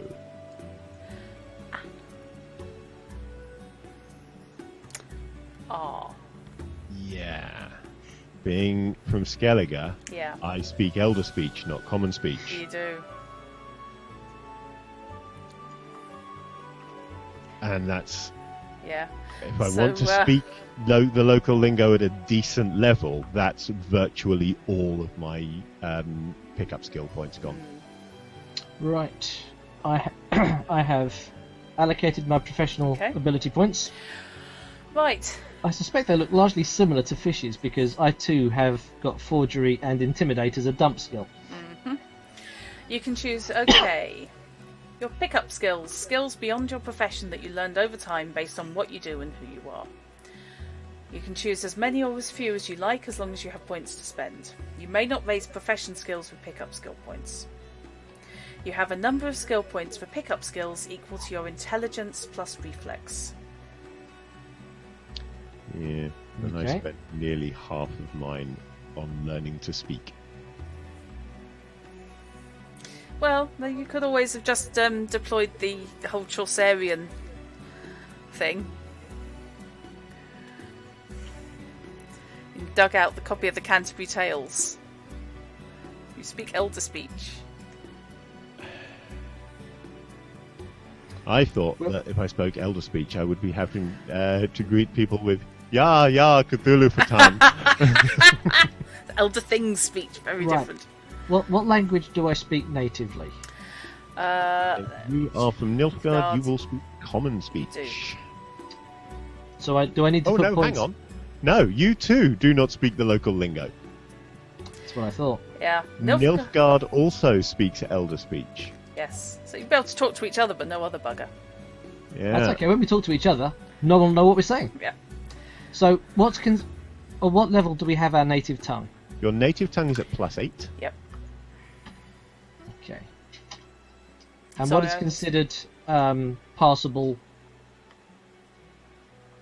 And oh bollocks, I actually speak really bad Common Speech because it's a 2 point per level skill. Yikes. So that means I need to drop another point, and I've spent actually more than half of my pickup skill points being able to speak Common Speech. Let me just read. Can we play in Nilfgaard instead of the North? That would be good.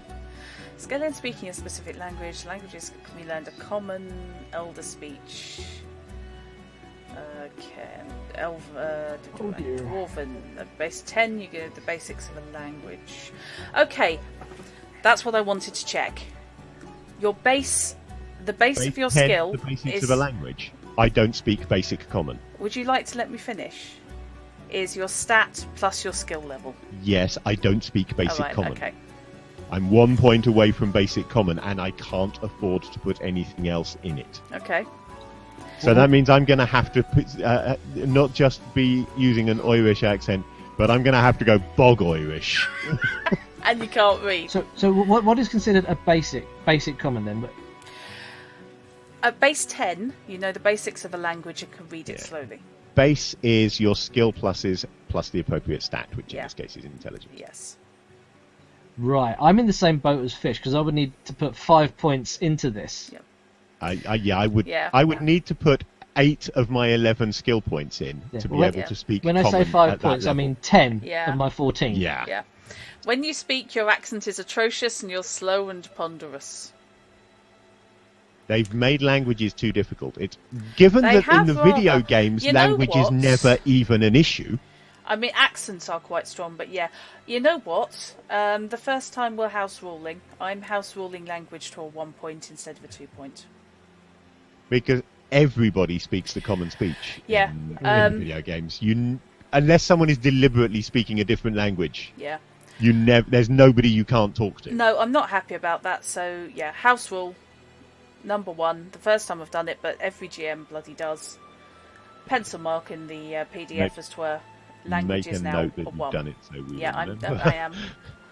I am after and that gives me 2 of my. I can then go up to the basic speech and it gives me 2 of my points back to put back into the things that I had to drop it from.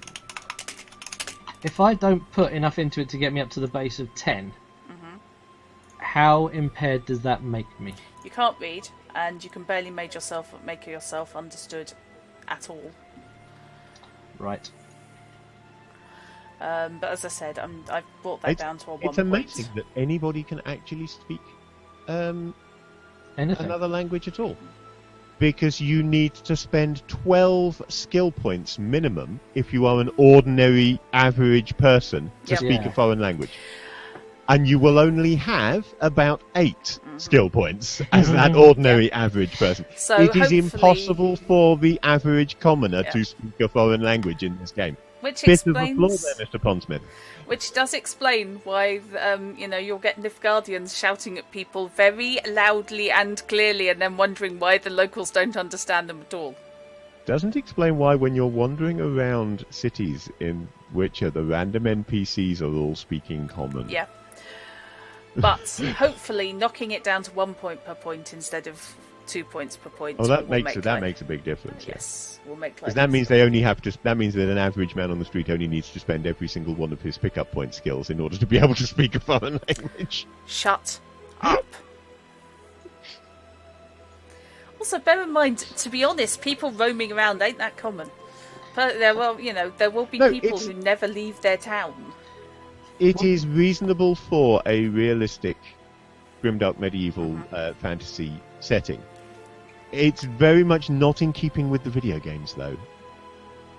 So, sorry to go away from the skill set. What's the charisma skill used for? Let me just check. Under empathy. Charisma. Getting along with people. At a base 10... Basically, base 10 is what you need to use any skill effectively. It's a skill for hobnobbing. Yeah, you can make friends level. pretty easily at your local tavern. At a base 13, you're a likeable person and it's rare for you to make enemies. At base 16, you're the life of the party and it's hard for anyone to stay mad at you for long. At base 20, you could convince a raging troll to sit down for a pint over a game of Gwent. I don't make friends easily. What have you got? Well, I've got nothing in the skill. Oh boy.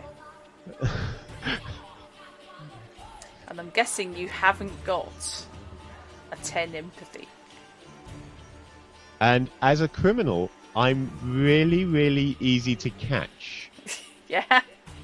Yeah. Because I've got exactly the base 10 in deceit. Which means I can lie about having taken an extra helping at dinner. Or convince peasants I wasn't spying on them. So, literally, my accomplished criminal's ability to convince you that he didn't just try and steal your purse is, who, me? What? Nobody saw me, can't prove it. Yeah, your defence against being caught is to kick him in the shins and leg it. You can't convince them that you didn't. They seriously need to make a minor adjustment in the definitions in this game. The skill level chart is bollocks. Because it is completely meaningless. Skill levels do not mean anything. They've got this chart saying you're inept, everyday, competent, heroic, whatever, with skill levels. They are meaningless until you add a stat. Yeah. Yeah, this is true. What you actually need to do to make those work is add in an attribute, statistic level.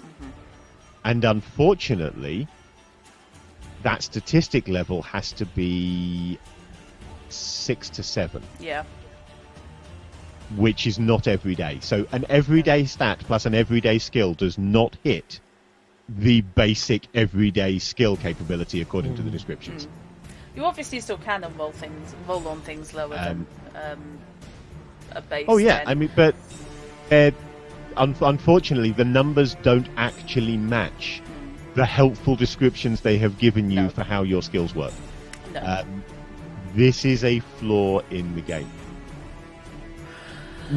It's not a flaw that can't be overcome by any stretch of the imagination. It's not a deal breaker. I'm still liking this game overall, but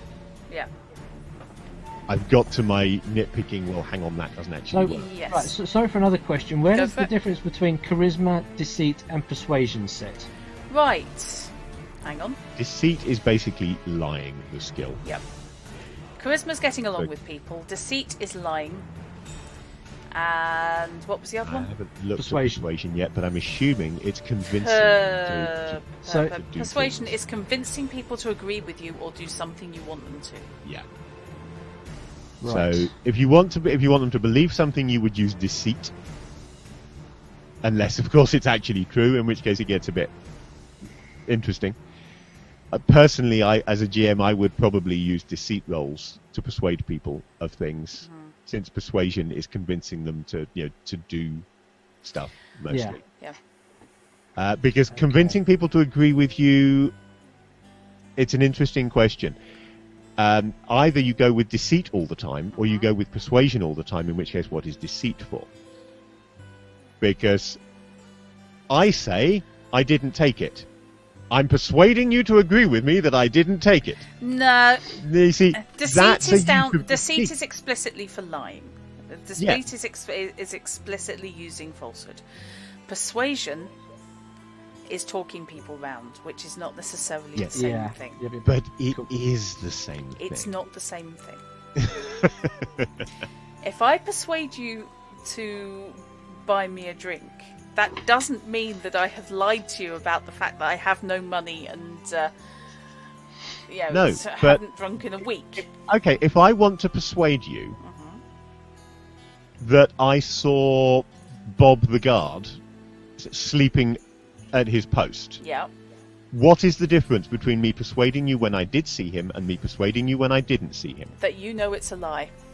That is literally the only difference. So if I am a psychopath, those skills are identical. Pretty much. But you're not, last I checked. That's irrelevant to whether the skills are identical. Whether I am a psychopath is irrelevant. My point is that the only difference between those two skills is in the moral framework of the person saying it. Have you actually read the description for persuasion? It sounds like persuasion. Got it on the screen in front of me right now. At base 13, you can convince guards to let you or go to for do minor something you want them crimes. to do. Yeah. So, if you take the first sentence out of that, then what you have is two very separate skills. As soon as that sentence comes in, I can kind of see where Fish is coming from. I can kind of see where he's coming from on a low point, but on the other hand, things like the debating is not inherently lying, for example, and you would use persuasion for debating skills. But my point, I suppose, is probably that lying is not a skill. Well, clearly it is. It's a skill you can practice. Rhetoric is a skill. Yes, that comes under persuasion. If that rhetoric is a falsehood, you still use exactly the same methodology to convince people of it as you do if it's true.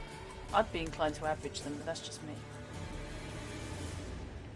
But anyway, yeah, this is the way the game system works, and this is the way that it will play, and it will play perfectly well this way. There is nothing wrong with that. This is why I don't run for you lot as much as I could.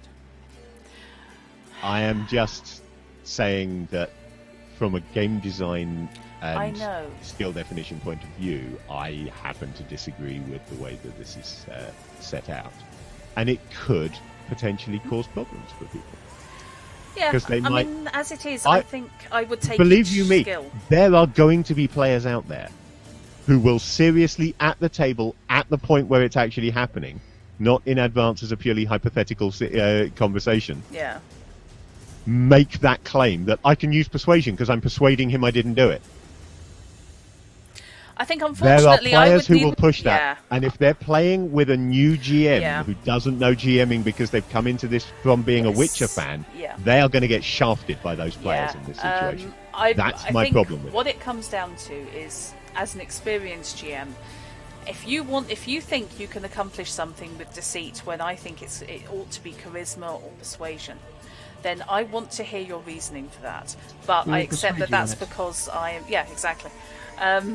If you try a deceit roll to me, then words are going to be had. In most games, it's not going to be an issue because I've watched enough actual play and listened to enough actual play to know that 9 out of 10 GMs and probably 9.5 out of 10 players never think about this shit.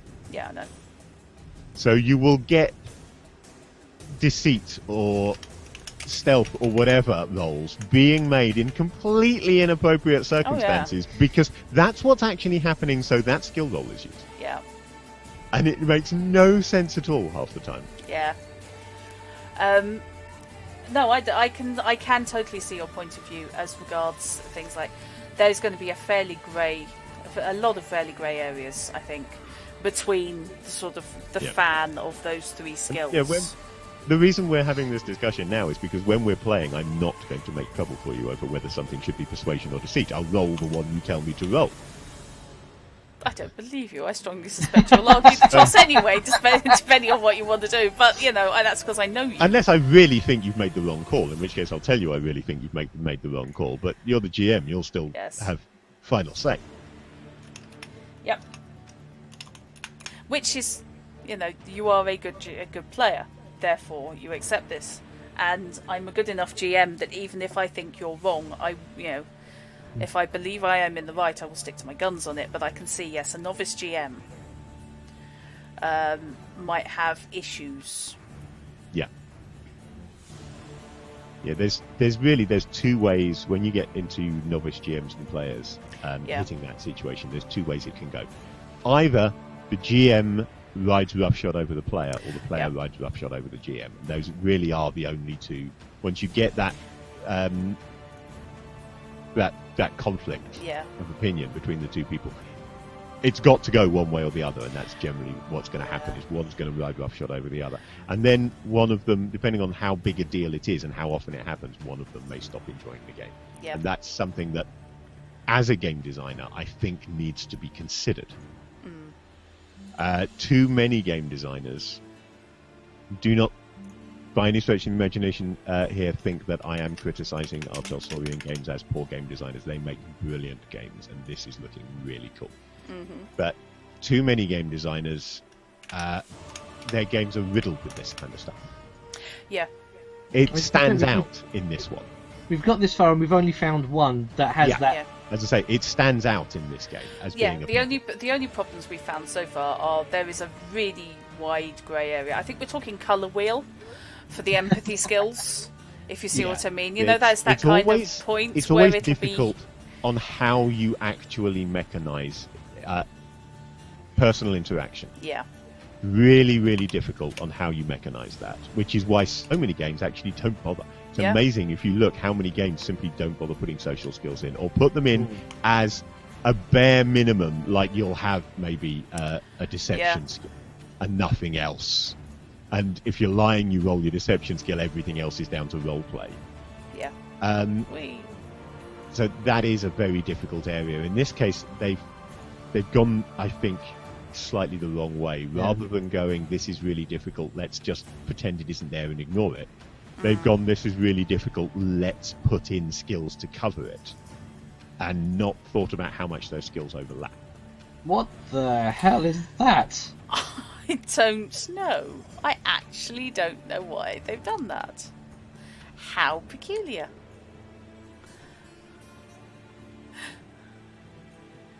That's just weird. Oh, it's upside down. It is. And no, I don't know why.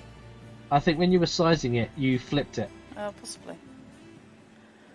Size it the other way, so you take the bottom corner up, and it should, I think, unflip it. Yeah, hang on. No, other way. Either that or you're about to summon Cthulhu. That wouldn't shock me. Right, so I have set a bunch of points out. Uh-huh. I've also, where I'd written the professional abilities and listed the points next to it, I've now put those in the appropriate blocks on my character sheet. In the actual skills list. Also, anything that you got from your life path, of course, you get to factor in. Which I don't think I've got that affects directly any skills. Is +1 reputation when I've got my coat of arms on. Yeah. But that's a reputation thing, that's not a skill. So, interesting question. Uh-huh. Read the whole life path thing. I think one if you got something based on fine arts, but I could be wrong. I got a lucky token. Yep. Which says +1 luck. Presumably I don't add that directly to my luck, because if I don't have the token, I don't have the +1 luck. You're going to have to go with slashes, I think, on that. Your luck so that will I be... remember that I've got it. Yeah. What I'll do is I'll put it in brackets. Yeah. Yeah, there was no bonus for the token that I got from the mage, was there? No, that's It's purely just a sentimental thing. So he taught me the value of order and caution, Yes. which as a thief is very important. Yes. Yes. Yes. I'm a bit worried about this mage. What exactly were they teaching you? They obviously failed. Who's to say? He might actually be a bad guy. He was teaching me bad things and grooming me for something completely different. Yes. Lawful evil. Yes. Never underestimate the power of lawful evil. Some of the Indeed. best criminals are. I think most of the best criminals are. And all of the successful overlords, in my humble, cannot be disorganised and have a long-term successful empire. Nope. Right. Ooh. +1 charisma. That's where the thing was. Ah. So, ooh, What okay. gave you +1 charisma? That was just being a from Nilfgaardian wherever vassal he's from Mecht. That was it. Which means So that, yes, you have if you +1 don't to mind, the I'm going charisma to skill. switch a point around. Okay. And I got +1 courage, That was it. which is the only courage I've got. I You didn't have take any genetic- further points in courage at all, but I You get a have- little bit from being from Skellige. You have genetic courage from being in the place yeah. where the weather will kill you. Before you he even get hates as far being as the even slightly silence. courageous, but he's just got that Nilfgaardian gene, not Nilfgaardian, the Skelligan gene, Skelligan gene. that won't let him quite back down. And then being human, of course, he re-rolls the bloody thing 3 times. So hating it every time he does. Right. Yes. Thank you for reminding me about the add-ons from the life path. Okay. I suspect future characters, of course, are going to go a lot faster. Yeah, this is because just. I won't be asking so many daft questions about the background. It's not daft. Yes. There It's is not daft. underneath the empty box where you draw your character illustration. There is a space for reputation, which of course you got a +1 Yeah. for growing up among knights Yes. in your personal heraldry. Heraldry. Heraldry, apparently. Yes. Heraldry, you see, is how demons recognise one another.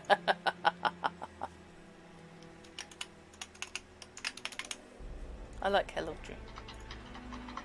I was espousing the benefits of old Harry's game the other day. I love old Harry's. So Yes. where was the bit for the reputation? On the character sheet. Oh, I see, yeah. Yeah, directly underneath where the character wheel goes. Yeah. Oh, that's a character. I was making notes in that.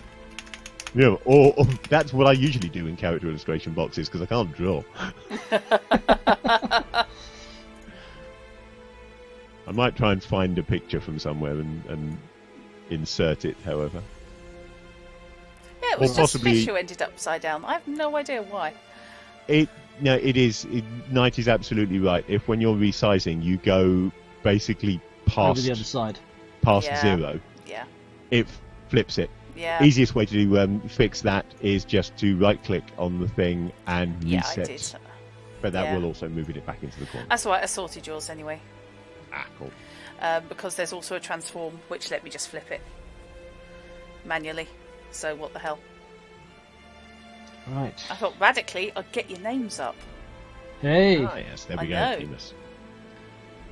Just out of Night interest, if Bites anybody is- wants to know where the name Heamus came from, Dagread. it was from the book I've just finished reading. It is from Age of Assassins by R.J. Barker. Yep. Which I annoyingly was very good. I say annoyingly because that's another author I'm now going to have to spend money on. Especially since there Yeah. are 2 more in that series. It's a standalone novel. It doesn't stop with a cliffhanger leading on to the further things. The story is self-contained, but it is the first part of a trilogy. So it's a standalone novel where you know there's more to come. Okay. So I now have a Witcher character and a character sheet. Right. And as we've been going through, because PDFs these days you can edit it within Acrobat, I have been writing the stuff in on the character sheet as we go. Yeah. Cool. So if we are at the end of creation, once I've sort of tidied it up a bit and taken all the +1, +4, +1, whatever, and made it an actual number rather than a series of pluses, Yep. I will be able to send you the character sheet in its current form. We are getting dangerously close to the end. I will quickly buzz through the rest. Just out of curiosity, though, you might wish to know style across the continent. Mm-hmm. Styles vary. In the Northern Kingdoms, bright colours, impressive jewellery and makeup are very common. Men often have prominent facial hair, and women grow their hair long, often putting it in plaits. Comparatively, in the Empire of Nilfgaard, elegance is valued above all. Nilfgaardian style is smooth and simple, with a predominantly black and white colour palette. Men are expected to shave their faces or maintain a well-trimmed moustache or beard. Oops. No, you've ended up with a Skellige beard, and the Skelligans player is clean shaven. I love this. Yep. Merchants from Zerrikania and Ophir are noted to wear silken robes with brilliant filigree, as well as the pelts of exotic animals. So yes, you get to dress in basic black with Well, you white say highlights. black, but black and white isn't overly flamboyant. No, I think And I have to be flamboyant. I think your flamboyancy probably is represented by things like ruffs, and also with all the rings and jewellery you wear. Oh yes, definitely with the rings and jewellery. I think Knuckle that's rings. the They thing. have to be Yeah. knuckle rings. Oh yeah. Oh great, you've got the bling. Oh my god. Yeah, I can see that. Right. I still worry that I've got the card from the first game for her. Right. And a complicated hairstyle. Complicated hairstyle. Yes. I leave it to you to decide what your complicated hairstyle is. I have no chuffing clue yet. Right, that's I'm going to actually look on that one. skill uses. Okay.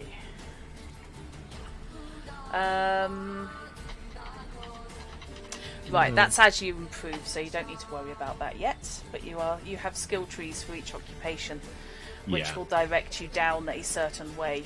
So you start out with just the Common skill. practice paranoia, and then you branch as you improve. Yeah, you could have a thief, along a gang different boss, or an things. assassin, and then they each have their own skill paths. Right. Scroll in. Gear. You cannot survive on the continent, much less earn a living unless you equip yourself. You cannot survive on the continent unless you're capable of speaking clearly and loudly. And slowly. Well, no, that's the Nilfgaardian. He's the one whose empire has taken over the entire continent. Wait a minute, what you're telling me is I'm basically playing Empire colonial era British. Yeah, basically, if they came from Italy, that's essentially what you're looking at here. Okay, as a typical traveller, you should consider buying a satchel, bedroll, a couple of torches, food for a week or so, dagger, 20 metres of rope just in case, a weapon of some kind. You and a need some water soft skin. rope. Yes. Does it actually say? It does actually say 20 metres of rope Right, just in case. yes. Good lord. At the moment, the world is at war, or at least the part of the world you live in. This means at least a few things have changed. First off, get ready to pay out big for anything you want. Secondly, with the world awash in blood and resources highly prized by both sides of the conflict, a little inflation has occurred, and prices on normally cheap goods have skyrocketed. Many people even turn to theft and crime just to get food for themselves or their family. Secondly, and to your advantage, with soldiers from all over coming to the front and dying for their countries or masters, gear from all over the world is showing up for sale. With the deaths of 15 or 20 Gamerians in Addern, suddenly Gamerian swords are on the market. An Nilfgaardian vessel takes us to Skellige pirate ship, and now you can get Skellige Kriegsverds in Mecht, for example. Right, let's sort out how much money you've got. I have got 800 crowns. Okay. How do we work out how much cash we have? Right, It roll is 2d6. 2d6. Right. Time 2d6. 8. You have 800 crowns. Okay, that's a good start. That's not simply everybody gets 100 times. There are various variables. It's We're by both profession. criminals, presumably. Yeah. If you really feel like splitting hairs for immersion's sake, relist the currency exchange rates. Yep. Oh my god. You will be dealing with Nilfgaardian florins. Right. Yes. Okay. Which is equal to 3 Redanian crowns. Yep. The Oren is used in Temeria, but unfortunately Temeria has recently been clobbered, and so the exchange rate Apparently, is a bit the knackered. Skelligans haven't invented currency. No, the Skelligans tend to deal in sheep. It's whatever our currency, what coinage do we Barter, use? clearly. I don't know, whatever we nicked off the last people we raided. And Yeah, what So rather than having 800 crowns, I've got 2,400 florins or something. 2,400? no, other way round. other way round. Other way around. Okay. Yeah, 3 crowns to a florin. Right. Okay. Well, that makes the maths a bit. That does make Yeah. the maths awkward, doesn't it? However, if you want to stick with the crowns for while you're buying stuff, because that's what everything's priced in, and Yeah. then you can decide afterwards if you've converted it to what you've actually got is florins. But if you Right. want to buy, because that's easier. I mean, I've been assuming we were going to be in somewhere in the Northern Kingdoms. If we're actually in Nilfgaard, then we will have florins. Yeah. If we're in the Northern Kingdoms, we You- will The most likely language have becomes crowns. less of an issue. You do have the disadvantage that, as far as money goes, things like orens are rarely accepted in trade now and have to be changed at moneylenders because the Nilfgaardians have wandered in and it's all crowns or florins as That's the fine more by me. acceptable currency. Whereas I'm the happy with both. Florins, of Yeah. course, that's what everything is in. I suspect most of the cash I have will have been stolen from locals, so I'm guessing Yeah. it's going to be crowns. Yeah. Right. Your weaponry. Yes. Your weaponry is your weapon options. You have, oh god, many different types of swords. Yes, we do. Now my You skill have is in small blade. Small blades, which is limited, I fortunately. was about to say, where does the... Okay, dagger is your basic small blade, no special effect. A stiletto has a bonus to concealment. A poignard and a jambaya give additional bleeding damage, and the jambaya has armor piercing as well.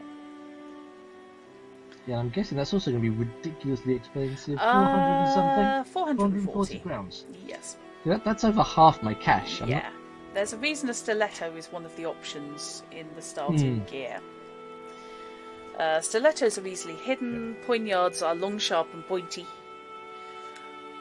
and jambaya is very long, sharp and pointy. The jambaya sounds cool. I'd like does. one. But there's other things might I'm going have to to need to nick it. buy. Yeah. Yeah, that'll do. Yeah, I'll steal one from someone later I on. feel sorry for the first person who pitches up wielding a jambaya. I really do, because they're going to get into the next fight and discover they haven't got it anymore. No. It's going to be... Oh, that's a very cool sword. Yep. Conversation goes on. Yes. Did this smell funny to you? Yeah. Whee! Kunk. My sword. Oh, I've just woken up in the cheapest inn. Being called darling by I a love the lady of idea negotiable affection. that your standard policy on everything is, does this smell funny to you? Yeah, that appeals to me. Okay. So, if either of you want anything other than small blades, I mean, I know Fish has got access to the list, but I have a hand axe. okay. I'm crap with melee, Uh-huh. but I do have 1 point in it. I'm umming and ahhing between a point in melee and a hand axe, and a point in swordsmanship and a hunter's falchion. Ah. Finally decided that the hand axe was less obvious. Okay. And besides, people expect us somebody who is from Skellige to have a hand axe. To have an axe, yeah. And you are kind of obviously from Skellige. There's a big jump in price between stiletto and dagger. Ooh, yes, there is. Dagger is what everybody will have. I mean, let's face it, you can eat with a dagger. You can probably eat with a stiletto, so long as you're just sort of stabbing it and then I wouldn't using it as a recommend fork. it. You'd have to be a damn sight more careful. Because daggers have edges more than stilettos do. Can I just check, by the way, so that I know I haven't screwed up on my skills? Okay. There isn't a throwing skill, is there? Not that I saw. Hang on, let me just It buzz would be a back up. dexterity skill, I would expect. There is archery, athletics, crossbow, sleight of hand, and stealth. Yeah. So what I'm wondering is, what do the thrown knives that I've got? What skill do they use? Hang on. Athletics? Yes, athletics. At base 16, you can walk tight ropes and throw daggers at chinks in armor. Right. Okie Why you want to throw So tight ropes? I have athletics then, because Yeah. it's a criminal skill and I put points into it, so Yes. I am full. I can throw my daggers. That's okay. I'm happy with that. Okay. I'm now I wishing I wanted to picked be up the sure throwing I daggers, hadn't 'cause bollocksed up that skill. Yeah. I will be buying throwing daggers at some point, or stealing them, because I'm reasonably good at that. Okay. I'm quite What we- impressed with the amount of money that my gear is worth. Yeah. My 5 throwing knives and 1 stiletto come to nearly 500 crowns between them. Yeah. This is true.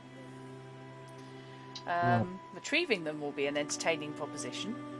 I suspect you're going to be leaving several in. Yes, I may need to spend a certain amount of time stealing new ones. I love not making enough money to buy them. No, it's stealing them.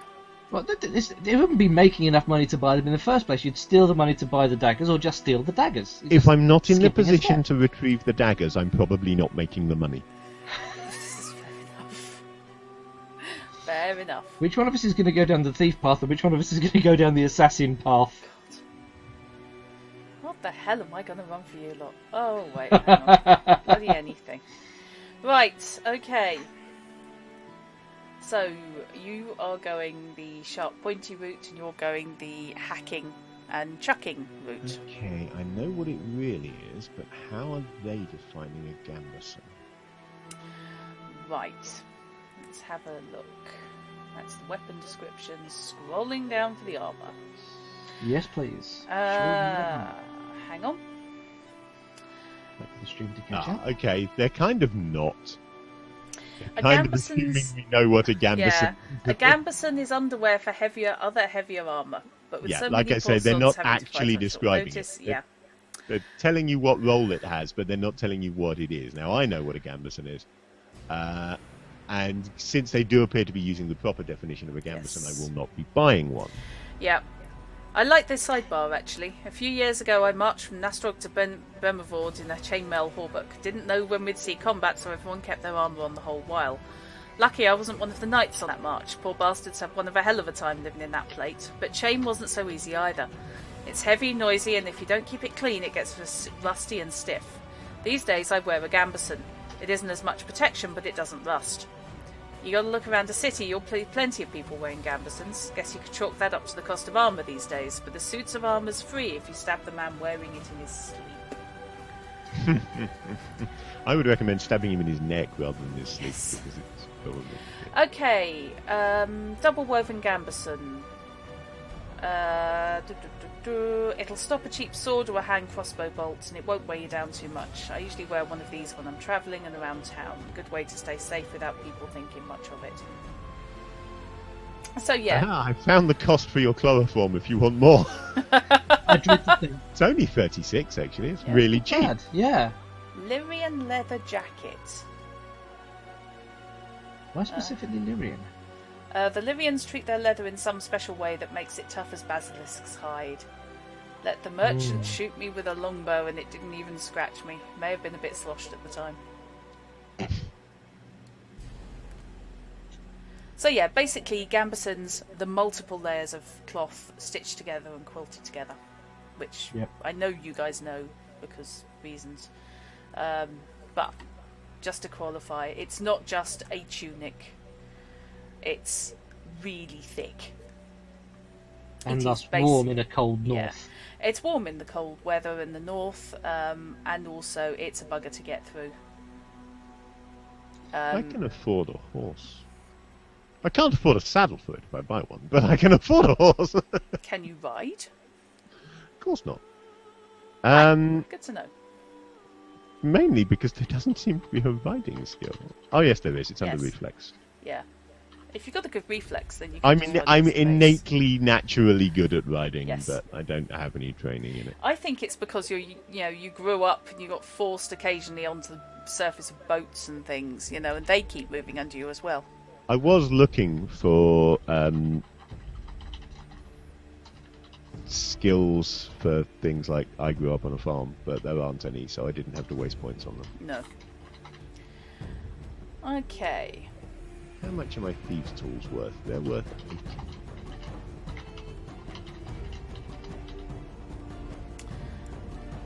You don't need to mess around with elderfolk weapons, because you're unlikely to have any. Correct. Ooh, disguise kit.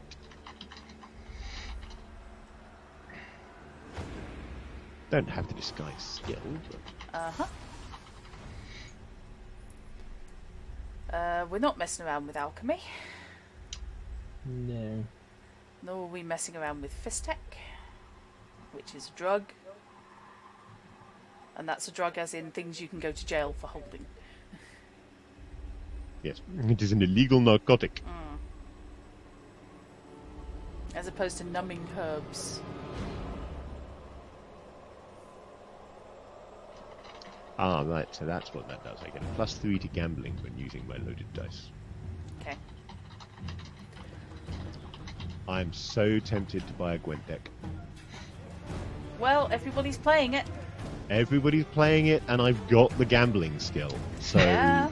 I think I'm going to have to buy a Gwent deck. And I'm fairly sure How much is a Gwent deck? Hang on. Oh, it's only 5. Yeah. How much for some extra cards for it? Well, no, that's the seller's market. Why And will quite often be what you gamble for. I like Gwent. do I get the feeling that we probably met either at a dice game or a Gwent game? That's entirely possible, yeah. Yes. I think we simultaneously each noticed the other one using loaded dice. Yes! Decided not to say anything about it at the time and wait and have a conversation afterwards. Let's face it, if you're both using loaded dice, then that kind of cancels things out anyway.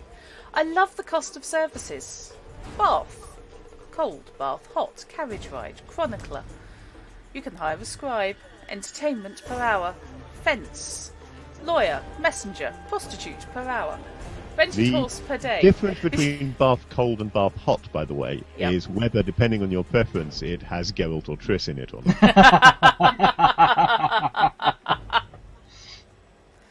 I like the per hour cost, I'm sorry. I like that fences generally price up at a quarter of the profits. I'm just quite glad that Simple Fantasy, which I still haven't actually published, of course, because it's still in playtesting, is now not the only fantasy RPG I know of that actually has prices for prostitutes in it.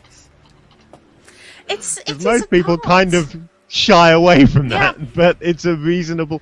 It's something that actually features in a lot of actual games. There's just not a price in the rulebook. Yeah. I mean, let's face it, every inn, the odds are you'll have a certain number of but nobody knows how much ladies they of negotiable cost. affection. And They usually are brothels massively overpaid because adventurers traditionally give people gold pieces, possibly in multiples thereof. And that's like, I'm just a common village prostitute. I can live for a year on this. It's not a bad job if you only have to bonk one adventurer a year. Yeah. Brothels are a thing, Ladies of negotiable affection. Yeah. What was it that Ed Greenwood described them as in the Forgotten Realms city system? Dance hall, was it Dance Hall Girls with the Heart of Gold? Yes. The brothels, of course, could be anything from run by people acting as pimps and quite unpleasant to, your really scary madams who do not take any grief against their girls, for example. And who ensure minimum levels of cleanliness and conduct. I may need to potentially off-stream go through gear acquisition with you in a bit more detail. No problem. Because a lot of those pages that vaguely caught my attention, they kind of skipped past. And... Oh, sorry. No, it's fine, it's fine. Yeah. As someone who owns the rulebook, I'm going through the equipment list now. Yeah. No, that's fair enough. I'm just thinking I've got most of this in my inventory in Witcher 3. So far, I've got my hand axe, my Gwent deck, a map of the continent that I probably nicked off the merchant ship that I came over on. Probably. And what I'm assuming is a minute hourglass rather than a minute hourglass. It is a minute hourglass, yes. Because I see that as being thieving equipment. Okay. Yeah. Timing guard patrols and things. Not so much timing guard patrols, which are usually going to be longer than a minute. Although, of course, you can go 1 minute, turn it over 2 minutes, turn it over 3 minutes, so you can use it for timing guard patrols. More because he is, even more so than the skill suggests, practically paranoid. More for set the hourglass. If I haven't got this done when that runs out, I forget it. You've got a vaguely OCD criminal. I have got a vaguely OCD criminal, yeah. Okay. No reason not to. Right, so yeah, we can go through, and anything else you want we can sort out. I love that we have things like messenger costs. How much does a lawyer cost? Because that's an interesting... You don't expect lawyers to be a thing in a fantasy game. It's medieval era, though. It's late medieval is the sort of tech level we're looking at. I can highly recommend Time Traveller's Guide to medieval England as a way of learning what it's really like in medieval settings. Yeah. Particularly, I picked it up. I actually picked it up when it was on the deal of the day, and therefore cheap. But yeah, I particularly enjoy the fact that I got the Audible version of it, which is very well read, and is an interesting thing you can put on in the background while you're writing your plot or whatever for your fantasy role-playing game, and just be listening with half an ear and picking out those things that go, oh, that's something I didn't know. I'm going to put that in. Yes, I and may it's a really good thing. I ended up, I got it originally on Audible, and then I bought the ebook to go with it because I wanted to be able to go back and reference the thing and look up the things that I vaguely remembered hearing when I'm GMing. And it's got some really good stuff. I haven't yet checked out the other 2 books in the series that I also own, which are Elizabethan England and... Oh, what was the other one? Oh, God, Possibly Restoration England by the same author. I just want to know how badly I have to hit you in order to make you buy prosthetic quality. Yes, in this game you'll probably find not that hard. Yeah, given that I've got a body of 4, not very hard at all, I suspect. Everybody be ready to bring in their sister, cousin, depending on how closely friendly they are. Hey, I'm ready to bring in my mage friend. Yep. Yeah, your next character's going to be a mage. Not that I'm anticipating killing you, but... Well, the book does say to anticipate needing characters. Yeah. So. Yeah. It's kind of like paranoia with the clones. You will need these extras. Yeah. Having said that about this game, bear in mind that if I start running, which I intend to do, Rolemaster standard system, same applies. Yeah. Anticipate spending 3 hours creating a character and having them dead in 30 seconds. Oh, yeah. What the scourge of Gwent. What's really gotten stuck in my craw lately is Gwent. I'm sure you've heard of the card game sweeping the taverns, barracks, and even the elegant afternoon teas. But nowhere is this game more prevalent than in Oxenfurt, where students will do anything to avoid studying. I have a drawer full of cards I confiscate from the students secretly trading cards during my lectures. Sounds like Magic the Gathering back when that started. Oh, That's God. basically what it's inspired by, yeah. One hopes none of them are ever drafted by Redanian intelligence. I'm seriously worried, and I'm seriously worrying myself because I'm getting tempted to buy some Magic cards again. No, don't. Because You've got no one to play with. No, this is the only reason I haven't bought it yet, is that I don't know who I can play it with. They've released a 3rd Ravnica set, and Ravnica was always my favourite of the set, settings for Magic. I will admit the cards are attractively painted and represent the forces and well-known individuals of our times, but I have no desire to decipher the labyrinthine rules. With any luck, the students will soon return to darts and cockfighting.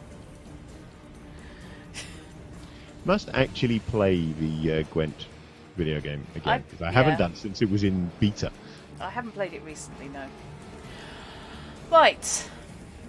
So, aside from needing to fiddle around, oh my god, perfume and cologne.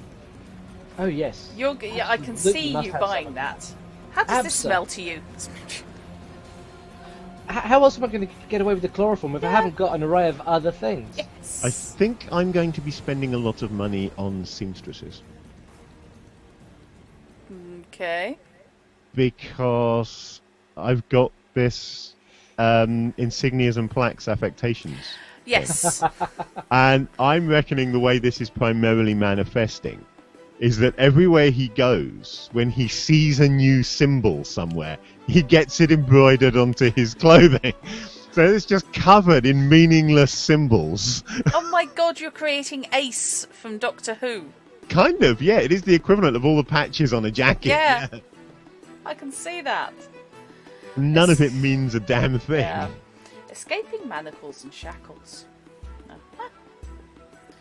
need something like a satchel.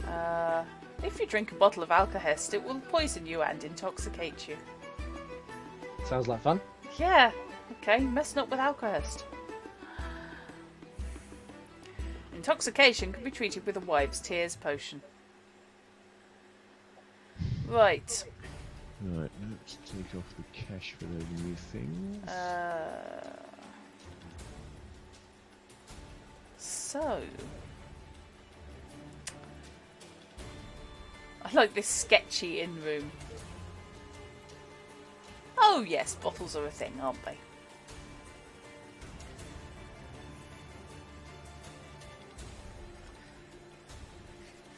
Waiting. That is certainly an interesting picture. And where the best rooms are to be found, probably. And the most expensive ones. And the most expensive ones, but you know, they come with a hell of a room service. Yep. And there is no gendering to your options. So they're male and female are equally handed in bottles. Because, you know, you can have female soldiers and what have you pitching up. Wanting a good time. Or male soldiers wanting a good time. Or male soldiers wanting a good time. Or female soldiers wanting a good time at the rather more populous female ones. Yeah.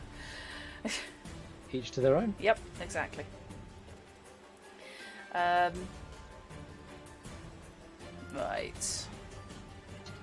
That's a elemental that's in for a bad day. And then you're into magic. So yeah, we can go through the equipment list and you can have a look. And anything that leaps out at you, we can sort out from there.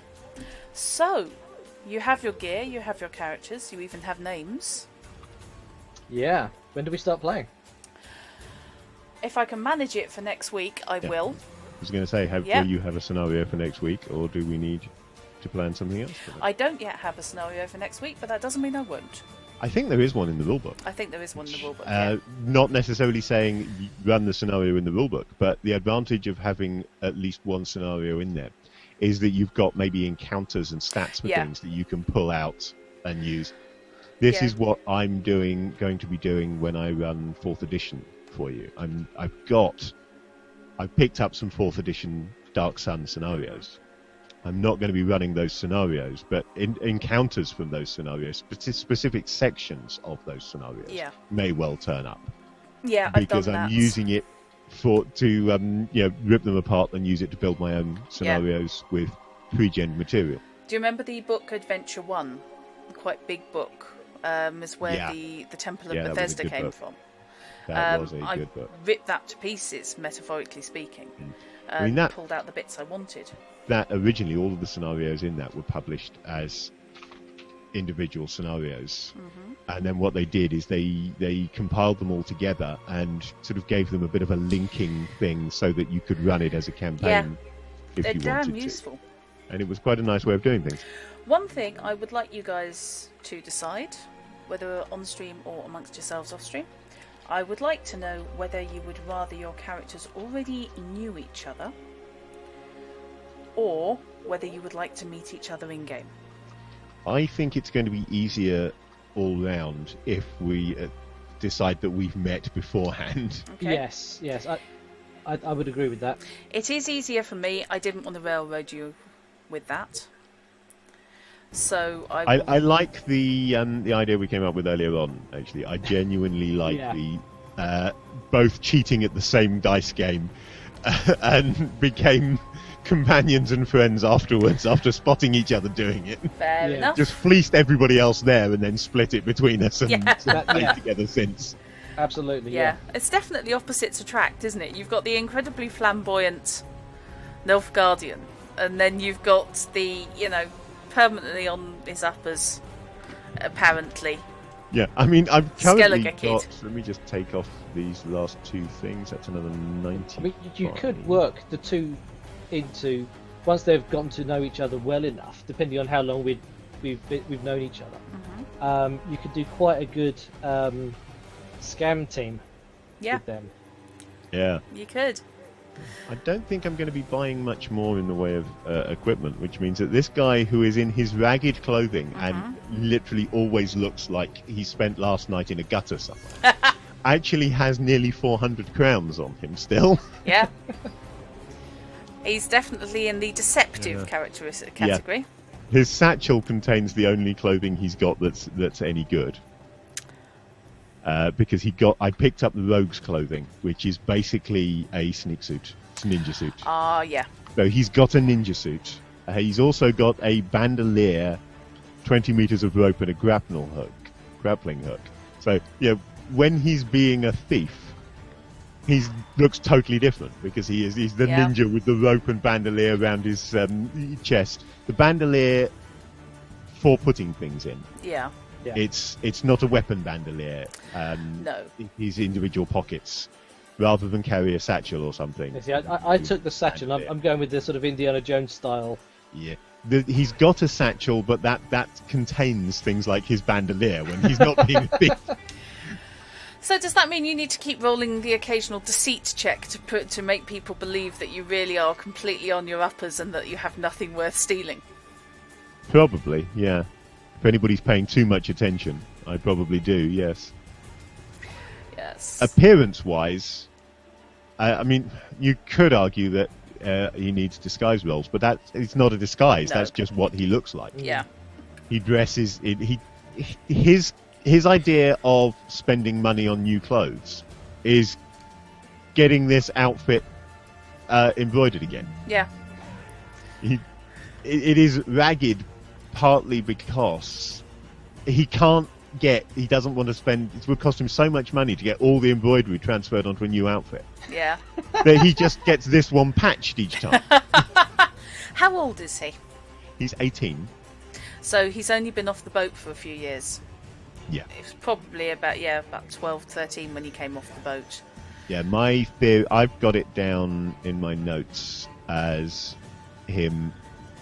Actually, I haven't got it down in my notes. In my head, I've got it down as that he ran away from home at about 12. Okay. Hopped onto a merchant ship for probably just the one trip. And then ran away again at the other end, having decided it wasn't for him. Didn't like sailing, huh? No. So for the last 6 years, he's been knocking about. He was basically a street urchin type, and he's now grown past that. He survived. I may well go with but what he's got that heritage. Yeah, I may well go with what you've been doing is making your way north from Nilfgaard, following the armies. Chaos, war is bringing chaos, which brings opportunities. Yeah, plenty. I mean, there's opportunities to nick stuff where the people who you nick it from are dead, so they're never going to come looking for you. Yeah. Oh, and he has a pet rat. Very imaginatively called Ratty. Is it the same rat? This is a sixth rat called Ratty. He probably is about his sixth rat called Ratty, yeah, but it is his most valued person. Right then. I think we'll declare that pretty much done. Dun, dun, dun. Anything else we can fiddle around with offline? So, thank you very much indeed for running through that. Thank you for coping with all the questions and going through all the background detail. I hope you've got a better idea now of the sort of world you're going to be in, and the sort of general feel for it. Obviously, anything else query-wise, certainly early game, happy as anything to answer, to fill in the gaps and make sure that you know where you're playing, give you a nice strong sense of place before I yank it out from underneath you, possibly literally.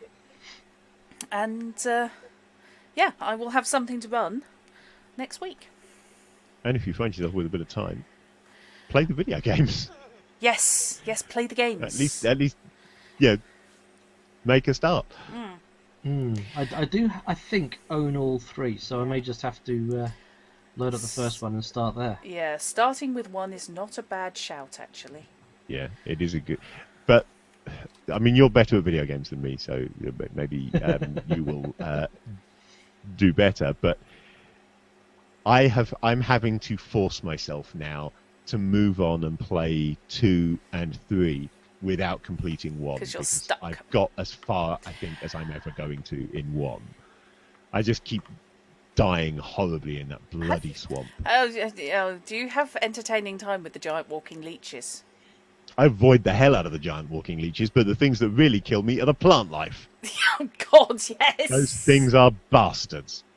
Yes, echinops. Yes, the echinops are horrible. Huge, great animated carnivorous plants. Yeah, truly nasty. What have you just knocked over and broken, cat? But yeah, the only thing I will say for the video games is each of them largely have different combat systems. The first one's kind of a timing game. Basically, hit a mouse button when your little sword icon starts flaming. It's not too arduous, but it's quite good. I rather like it. Yeah, but and the different combat styles happen at different paces. The second one is it's a bit more of a button bashing exercise, and the third one I think is where they really got it right and accurate, and works very, very nicely indeed, and lets the combat sequences take over, and lets you go into some distinctly familiar sort of actions. I mean, it's over dramatized and lots of big sweeping movements, but it is recognizably the longsword techniques in places that we have been studying, or indeed Montante which we have seen but not actually studied in other places. Yeah, when you're up against crowds and you're fighting in sort of the crowd style in 3, suddenly he wanders off into the Montante style. Yeah, the sword that he's using is too small for the technique, because that is a Montante technique that he's using there, isn't it? Yeah. But it is very much. It's recognisably the stuff that Linda and I have been learning, but just done that bit bigger to look dramatic. Yeah. Cool. And I've seen footage of the guy who did the mocap going through some of the he's terrifying. The routines, and he is terrifying. He really is. It is. I think from Witcher 1 onwards, it is all mocapped, so it is worth knowing that there is somebody who is doing this, which is that is also cool. Gleep. But yeah, I would definitely say boot up 1 and take it from there. It gives you at least an idea. And I'll be fascinated to know whether you're Team Triss or Team Yennefer. When you eventually get there, because I'll Triss and Yennefer in all the games. Triss is in 1 and 2. In the first game, there are 2 primary potential love interests, so you don't have to take either. I think you'll probably find that there is a noticeable swing towards Yennefer among people who didn't play the first 2 games. Because you've had 2 games of Triss being around. Yeah. If you played through them. So when Yennefer turns up, you've already got that attachment as a player to Triss. Plus, that's the pairing from the books. It's Yennefer and Geralt from the books. Yeah, that's the other thing, is people who've read the books. But I've read the books and I still don't like her. She's still obnoxious. But yes, no, I decided in Witcher 3 to stick with Triss on the grounds that I had actually put effort into romancing Triss from the get-go. And I decided to stick with that choice. But it's nice. I never liked the The doctor. The medic. Never liked her. No, she's too self-righteous. Yeah. Doesn't like magic at all. Can you even remember the medic's name? Shanna, I think. Can't remember. Trying to remember. But you can see her illustrated, however, because she is the picture used for the doctor profession in the rulebook. That's what she is. Okay. Shani, that's it. Shani, that was it. A medic from Oxenfurt Academy. I have saved the PDF of Heamus in Linda sharing in Dropbox, so that you can look him over at your. Right, thank you very much indeed. Yeah. And I shall. Is this just me, by the way, Linda, or page 56 of the rulebook? That artwork, is it just my imagination, or is that her from the pre-titles of the first game? That's her, yes. Yeah, thought it was. Yes. That can happen in the second game. Yes, what's worrying is Geralt goes there. Or Doesn't can go surprise there. me. He's Geralt. Yes, he doesn't have to, but I did. The only thing from the first game is the cards. There is a Pokemon element to romance in the first game, and by romance I mean shagging. He can have relations with any number of ladies, and unfortunately there are cards to be collected. And it's kind of a got to catch them all. Yeah. This then got abandoned in the second and third games because it was terribly, terribly silly. But I'm not quite sure what they were thinking there. But yes, apparently I'm still slightly brought an artist disappointed with that I was really late to the party where Witcher was concerned, because the way they presented it and marketed it the first game actually put me off. Yeah. It was billed as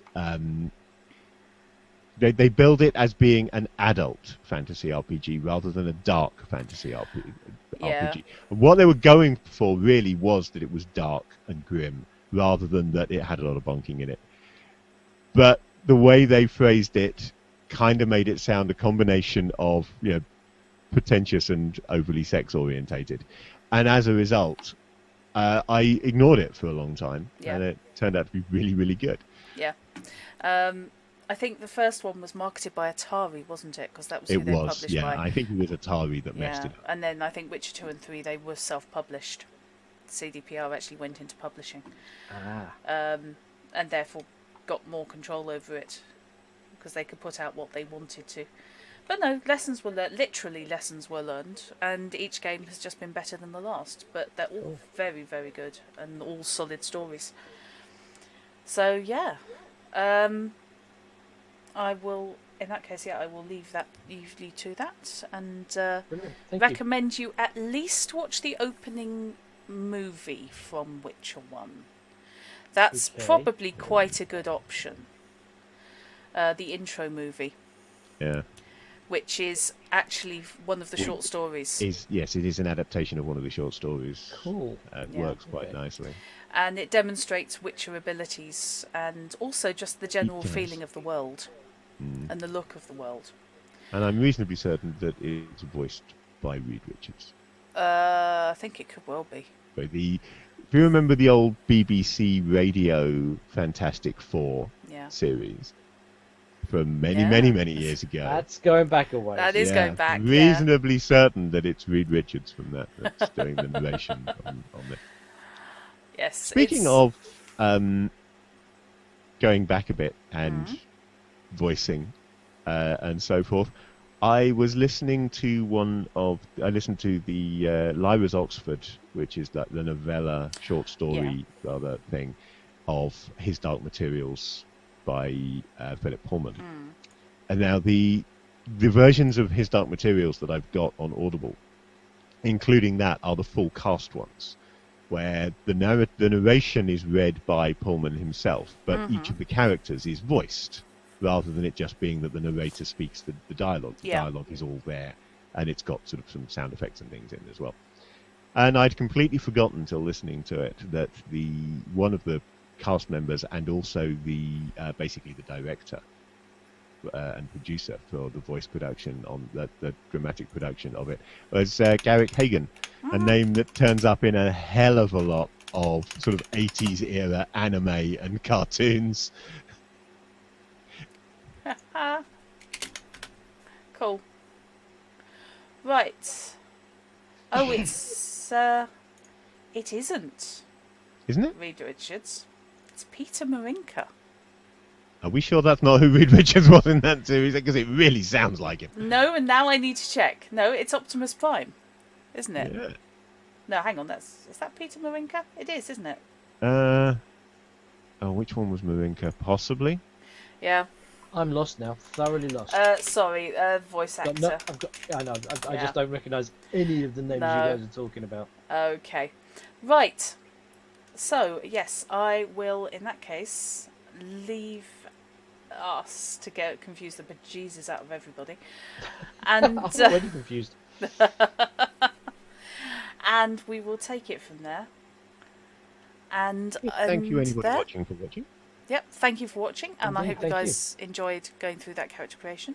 I did, thank you. I've got a decent idea of who you lot are now, so I'm looking forward to this. We are reprobates, and if you are here either now or watching the VOD because you're Witcher fans and are developing an interest in RPGs, we do something role-playing game related, preferably playing one, every Sunday evening, either on this channel, Dratacups, on Nightbite's channel, and or on mine. So you can always find something RPG related on a Sunday evening on one or more of those three channels. And we are always looking for players as well. So if you're interested in getting in and giving role-playing games a try, then if you can make one of those Sunday evening slots, at some point there will be an opportunity, because we run a lot of one-shots, which are ideal for bringing in new players. So exactly, just watch and give us a yell. Okay, so I will call it there.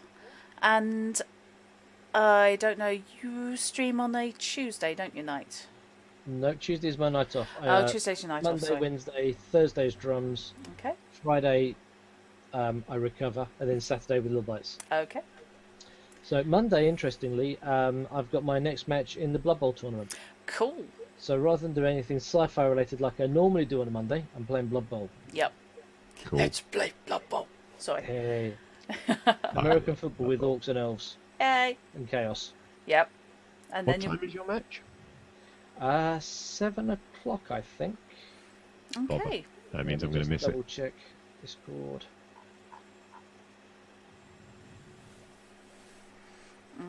Yep, 7 p.m. Fair enough. Yeah, so good luck with that. I am unfortunately going to miss it. Oh, you're on the net later. Yeah, I'm leaving work at 7, and it takes me about an hour to get back. So by the time I get back, You might catch the closing moves. yeah, I Fair might. enough. I might get back in time to see you win. Or lose. Okay. Optimistic. Right. So I will bid you guys a good night, and thank you for watching, and have a good one. Thank you. Good night.